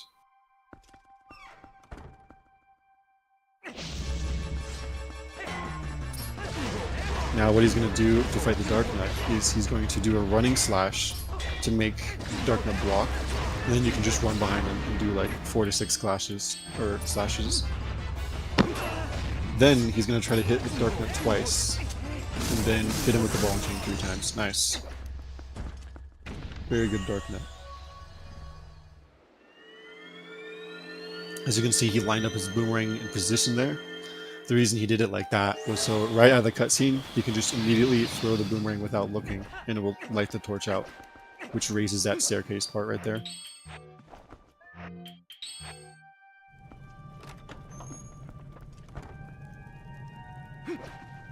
So he goes, okay. There is 2 ways of solving this lantern puzzle. He's opting for the slightly safer one, which is smart. There is a slightly faster way to do that puzzle, but it barely saves time and it's risky. Oh, did Jacquaid accidentally use that bomb? Oh, I think he's out of bombs here. He's gonna have to do the backup. Yeah. So you're supposed to kill those with a bomb, but you can also kill them with like sideways slashes right there, which works out. That was pretty good, actually. Nice. Did the Doopsy strat, you made a very big bomb.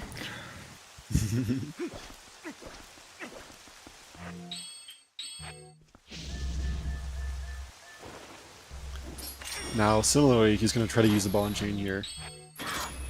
And 1 cycle is Alphas. Looks like he got it. Nice.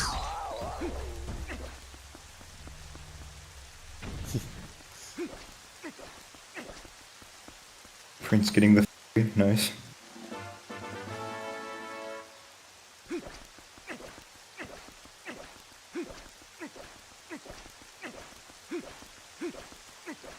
Oh yeah, because if you drop, it's faster than putting away the lantern when you open the door. Oh. Yeah, that's actually kind of smart. But of course, Jacquaid didn't realize he only had 1 bomb left. If he had more than 1 bomb, that would have saved time, because he could have used the bomb on those Alphos, or sorry, Dine Alphos. Which one's Ethan? The bird. Oh. Alright, Now we're in super danger right now, but luckily our friends came. Which we only met 2 of.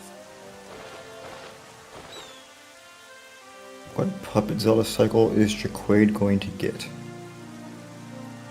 9. I'm gonna say 7. I mean, statistically, 9 and 7 are the 2 best choices. They're better than 8. According to my current histogram, it is. I'm not sure. Okay, what's your It makes somewhat sense, but also doesn't make sense why 8 wouldn't be the most common. I'd have to look into like the actual code again. Okay, I'll change my prediction. I predict he gets 17 cycle. Or 18 actually. 17? He gets a new record. 18, if you get that, it'll be the craziest prediction of all time. Yeah, it'll be crazy.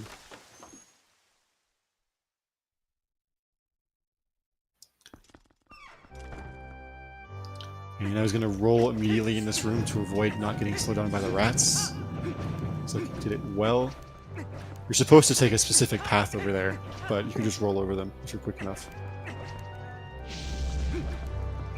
Then he's gonna try to do 2 slashes and a spin to instantly kill these as alphas.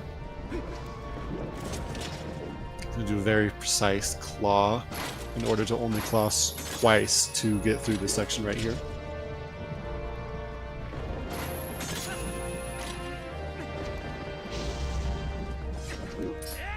What he's gonna do with the jump? Oh, it looks like he just missed. Yeah, he's gonna have to ending blow. Yeah. And then he'll probably watch for a specific time to get on the spinner here. Yeah, he waited to get a good cycle. If he didn't wait there, he would have gotten knocked off by those spinner things. Very smart move. And he's skipping this Dark Nut fight with a badly placed torch. Yep. You can claw right through that trigger. If you wait a little bit before skipping the cutscene, then you can just completely bypass it. Looks like Prince manages fine in the Morpheal phases, Ant. Yep. Looks good.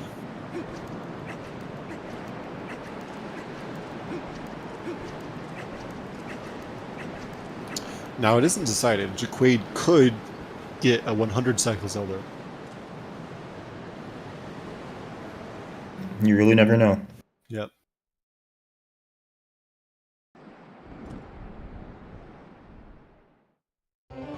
He also crashed in Zelda.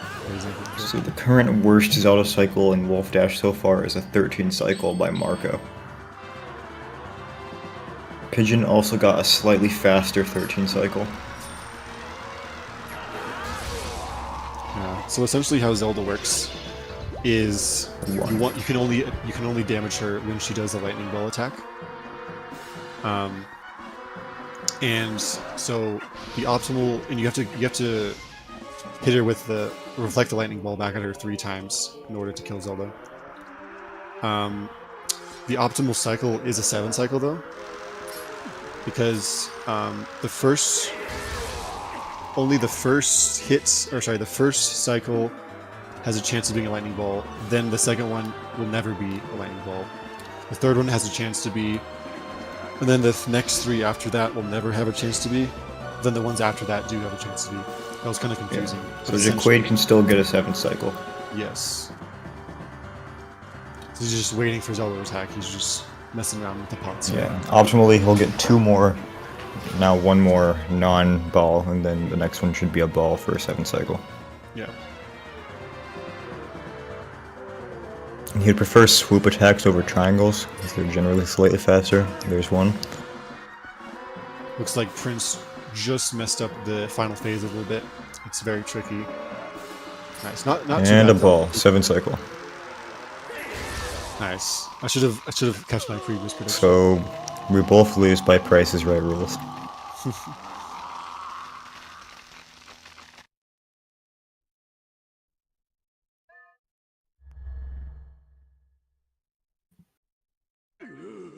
And Prince is now leaving on a 320 or so pace. Jacquaid is on a... I think he could... No, I don't think he could 305. He could 306 though. 305 could happen, but he'd need like a perfect horseback. Yeah. If he gets a perfect horseback, perfect Dark Lord, then he should be able to. He's doing a very specific amount of damage again on Dark Beast Cannon. The reason he does that is because now on this part, the Ganon will immediately spawn out of one of those portals, otherwise having to cycle through a bunch of portals. So he gets that immediate spawn there, and now he can just be attacked to instantly end the fight. Very good Beast Cannon.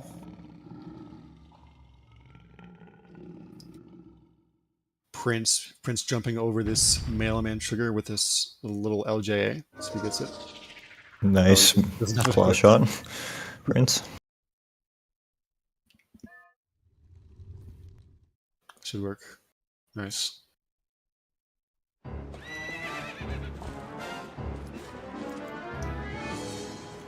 Alright. Now Jacquaid is coming up on horseback, where Zelda has to fire a light arrow at Ganondorf 3 times. Looks good so far. Yep. Got some good RNG on the pattern. Yeah. I think Jacquaid probably knows his horseback patterns. Oh! Oh, that was a sharp turn. Okay, I think 305 is dead, but still easily 306. And a lot of people complain about Zelda's aim, but it actually has to do with where opponent is facing.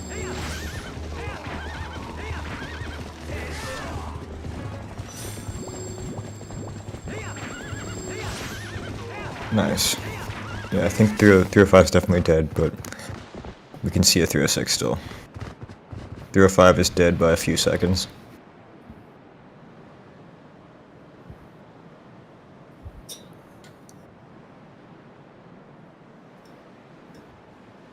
Alright. The only remaining thing for this part is... One cheese. Yep. All you have to do is, if you do a jump spin, you do that 3 times, it knocks over Ganondorf, and it does like... There's some spoilers in chat. Spoilers in chat. Close your eyes. Jacquaid may have failed the spin attacks. Let's see. Yeah, he might have failed the spin attacks for 15 minutes. You never know. Yeah. Could happen. Prince could win. Yeah.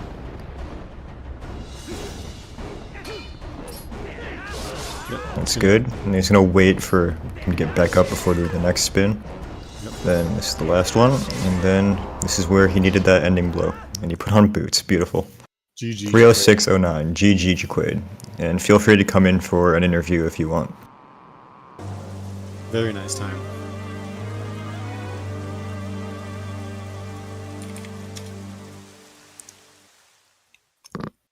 Hello Jacquaid. How do you feel about that run?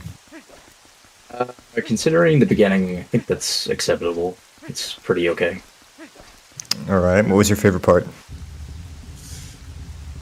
Failing safety bit was fun. Oh, my favorite part though was definitely when Snake Eater was playing in my head. That was fun. Oh yeah. And ladders and the LFC. I don't know how many times I failed that. I think Yeah, probably it was like a lot. double digits. It was double. I lost a whole minute on that. That was fun. I completely forgot you failed safety bit. Yeah. Yeah. I failed safety bit, failed Hugo, lost a minute on ladder. Had like 45 seconds on Death Sword skip because it was third try. Late game was generally not great. I don't know. 7 cycles out, that's nice though. But I mean, to get a low 306, almost 305, not for bad horse pattern, but that is pretty good. Looks like your other than falling down stupid room, your palace is pretty good. Yeah. I mean, between it was okay on first half, except for falling down super room. In the second half, I messed up early platform, but otherwise it was okay. Yeah. I'm surprised my high roll wasn't worse than that, considering I messed up the bomb. I usually have an extra bomb there because even if I use one on Dark Hammer, if I get 2 bomb more fuel, then I don't do Stellar skip, so I'll have two left before Yeah. that room, and so I can do the Doopsie strat with extra bomb. Yeah. You backed up the Morpheal fairly well. Yeah, you did Yeah. unequip, but yeah, that was good. Yeah, it was okay. It was a 4 bomb. It's not. I mean, technically, like more like a 3 bomb, but Yeah. anyway. I was gonna go for the 1 bomb RNG if I got it, but I had like the eyeball just went into Morpheal really fast. Yeah. And I saw you on the early win cycle, you like hit the Bulblin. Is that on purpose? Oh yeah, no, I do that. I don't know if that's like actually better or not. Somebody told me so for HD, somebody told me a while ago that like if you just do it that way and you hit the Bulblin, you're like guaranteed to be fine on time or whatever. I don't know if it's actually better or not. I just always do it. Yeah, because the Archer is different on HD, right? Oh, I don't know. I've heard that. Yeah. I remember Okay. Jim saying that you can't just like go around. Oh, That's okay. interesting. Well, more you know. Yeah. So it looks like you will face the winner of Spicy Juice and whoever gets 5th in the last chance pool. Damja, do you want to throw and intentionally get 5th? It's possible. I need a salty run back. Did I beat your PB, or is your PB better than this now? You beat me at PB by a little under a minute. Okay. Yeah. You're gonna get sub 305 soon though. So We'll see. Yeah, it's possible. anyway. Yeah. What was your least favorite part of the run?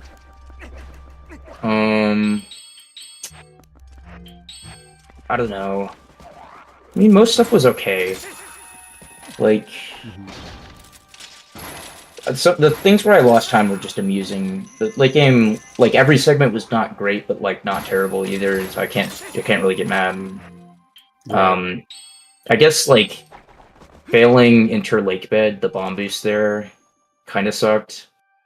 Yeah. So I was a little worried about that. I did a bunch of practice before the race and was like doing pretty well at it. I just didn't end up doing well. You got it second try, right? Yeah. Yeah, that's not too bad. Also, I did get the backflip on KB4, so it does save time if you get the backflip there. Oh, I didn't see you get that backflip. Yeah. There was something else. Oh, I was just really bad at. I was trying to do setup lists, far and escape. So the thing is, if you fail it close enough, especially if you get an LJ and just like don't quite get there, then you can usually just do a target roll and then 2 backflips to get into the perfect position, or like close enough to the perfect position. I didn't know that. That's interesting. Yeah, if you walk into the trigger, sometimes it's a little weird. Like you'll do the backflips and end up in the trigger again, so you have to like kind of walk to the side a little bit before doing it. But Yeah, I see. I kind of figured it would work there. So Yeah. Would you say you're happy with your performance? well, compared to the last race I did, this is definitely Yeah. compared to pools. Like I was not wanting to punch through my computer screen. Yeah. So I don't know. I mean, that was not a good Iron Boots time, and after failing Hugo, I'm like, okay, are we doing this again? But I brought it back. So So that's what you're supposed to do with the bomb right there. What you see on Prince's screen. Yeah, that was kind of funny. You thought you had 2 bombs. And so you did the dupe strat. yeah. I wanted to show it off, and I guess I needed to show off the strat that like HD does because we don't have bombs there. Yeah. I did it correctly. I mean, it was like Yeah, perfect. no, The you side backed 7 it up. side slashes in a spin. So Yeah. Yeah, okay, I guess Prince accidentally threw the ball and chain, unfortunate. yeah. 2 sword combos, you should still be able to kill it, but depends on some RNG. Should be fine. Yeah. I thought that Prince was gonna PB for a while there because he was only a few minutes behind me, and I was still on like pretty good pace, like at least okay pace. And Yeah, Prince was on I PB guess pace for a while, but yeah, his City late kind of game went just- wrong. yeah, okay. He failed like Listen to that. skydiving like 4 times because he just kept on going for it. Yeah. By the 4th time, did he have enough health to do it? No, but he still went for it on the 4th time. Nice. No, after he knew he was going to miss it one of the times, he just voided so he could, instead of taking damage, so he could go for the Uku jump, I think. But Okay. Yeah, I think you did do it like 4 times. Yeah, you guys were close for a while though, in the middle. I'm gonna say hi to Ethan again. It's probably past that point on y'all's streams, but whatever. I just Yeah. have the ZSR page pulled up. Oh, right, yeah. Did y'all see? Like y'all were asking who is Ethan? It's like I have the answer in the corner of my screen. Y'all should have been able to see. Oh. The No, I bottom right knew. corner. Yeah, I got Ethan over there. I I had to turn up the saturation so that you could see what it was, but I thought that was on the Prince's. Oh, that is in your stream. Oh, no, that's on mine. yeah. It's funny. Anyway, What happened to I have no idea. the Prince's stream? Prince's stream is very small now. Yeah. Well, now we can see his cool background. Yeah, it is cool.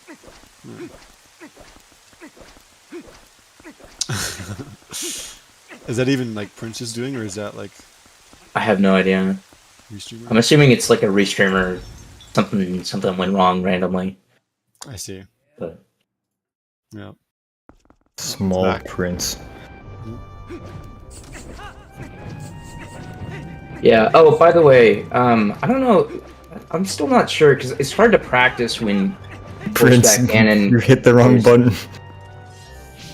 What do you do? It's hard to practice when horseback cannon goes straight because it's rare. It's like I think the percentages on it is like 5% to go that way. Like most of the time, it's left, Okay, we're which is back. the fastest, and like going backwards is like kind of easy to back up. But going straight, I have no idea what to do. I was just kind of trying to stay away and then just aim, but it didn't work.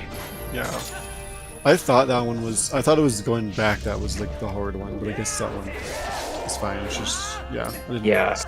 I think going back is like the 30% one or something, or 35. I think it's like 60, 35, and 5 or something. There's a video on it that somebody did a long time ago. SVA, I think. Yeah, I think so. All right. Got any predictions for Princess Zelda? Wow, Prince almost hit the Dark Town trigger. I wasn't paying attention. Did you get close? He was like on the line. All right. I'm gonna say a 9 cycle. I'm gonna go with 8.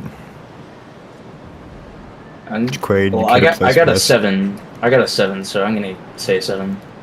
best. 7, Alright. 3 triangles, 1 swoop. Yep. Not the greatest 7, but. I mean, I think that's basically what I had. I think it was a 7. It was there were several triangles in there. Mhm. It's pretty fast though. I was trying to build the pot fort in the middle and then like do the final spin under Zelda, but it didn't work. Yeah. I was trying to get her to stand in that spot, but she kind of moved at the last second. Mhm. Did Prince go for the crash? I was even attention. I don't think so. I didn't see it go for it.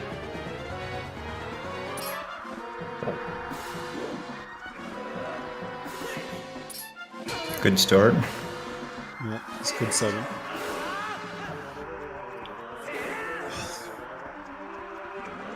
Who did you say the person was that was gonna face the 5th place person from Oh. Pools? Oh, that's awkward. Oh, did he Come do a on, jump man. attack there? Yeah. Yes. I think he's screaming. I said you would face either Spicy or Oh, okay, spicy. the 5th place from the last chance pool. Okay. I gotcha. Which could be me, it could be like Link 1183.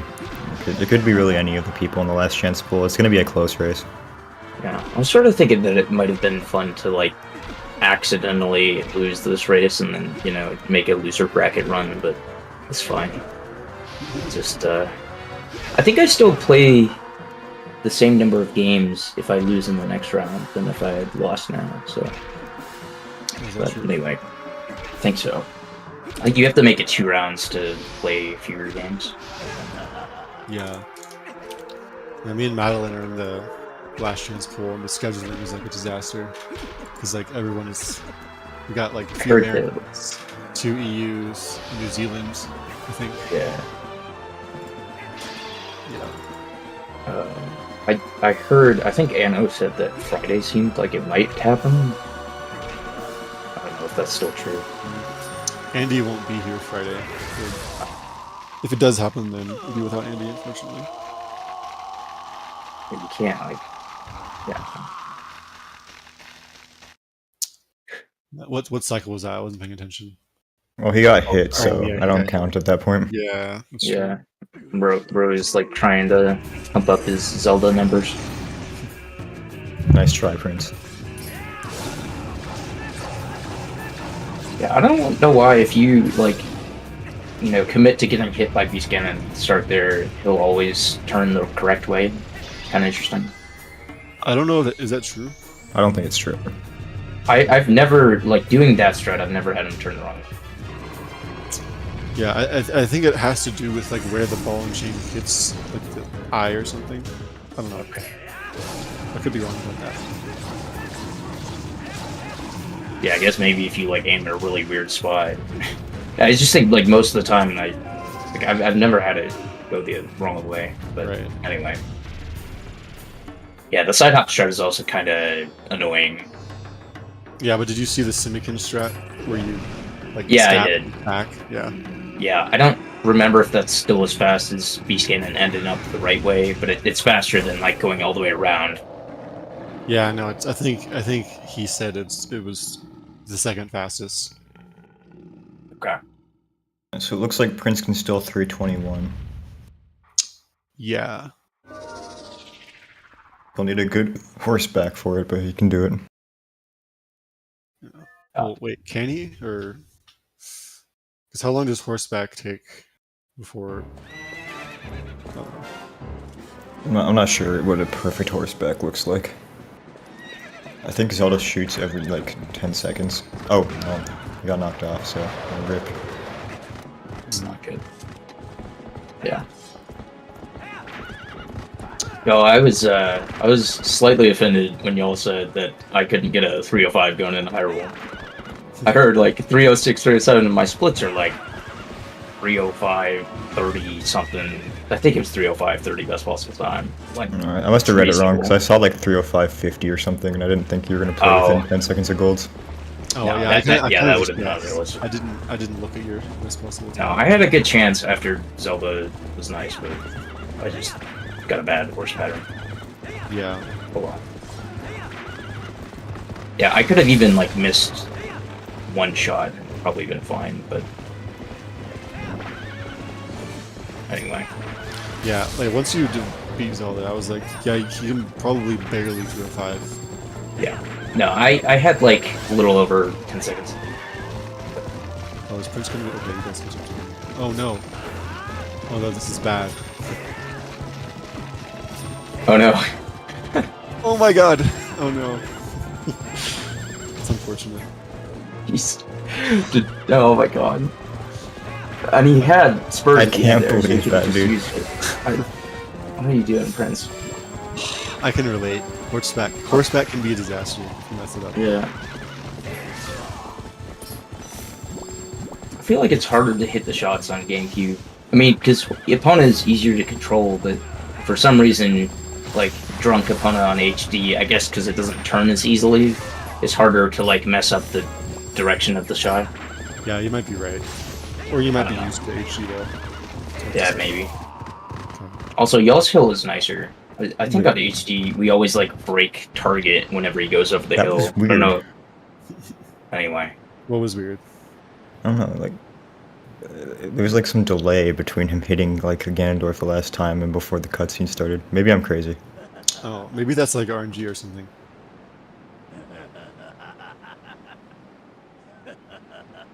So let's see if... Okay, I think...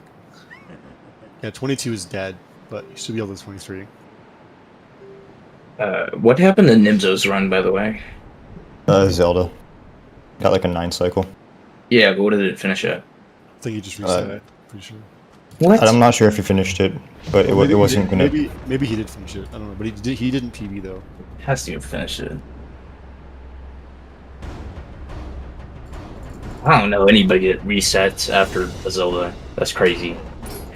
Well, I mean, if it's like impossible, I'm not sure if he reset. I wasn't watching. 3 it. minutes I to just finish saw. the run. Well, maybe he didn't reset. I wasn't watching.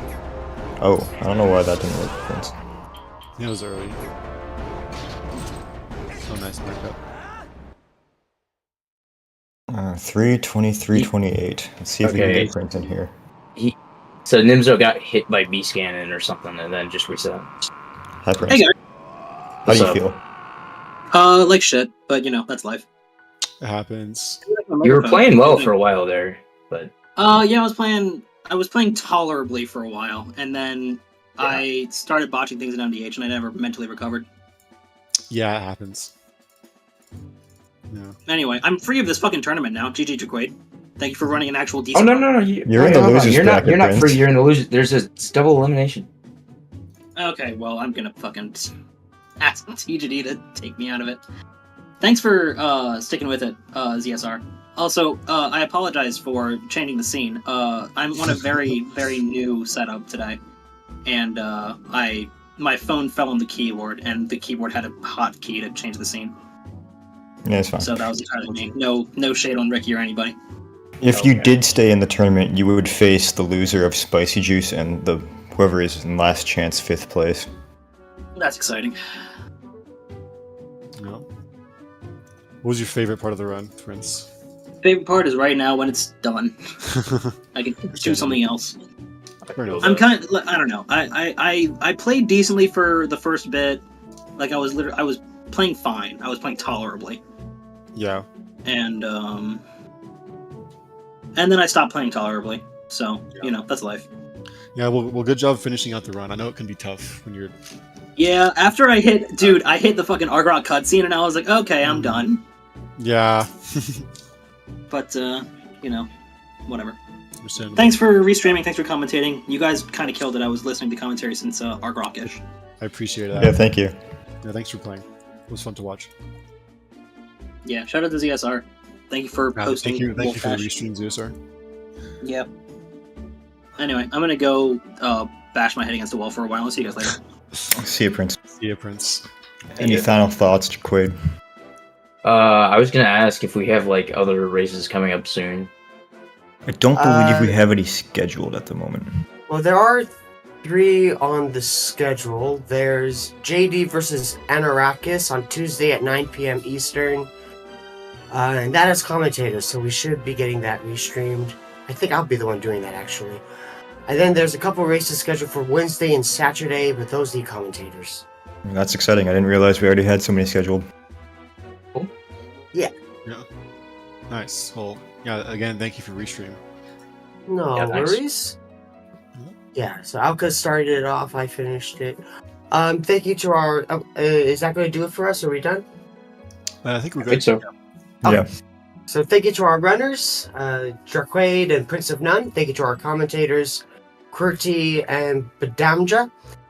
And that's going to do it for ZSR today.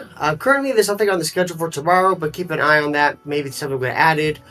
And then Tuesday, 9 p.m., as mentioned, there's JD versus Anarakis in the Twilight Princess Any Percent Tournament main bracket, winners bracket round 1.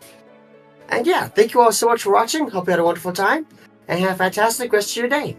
Bye! Thank you. Thank you.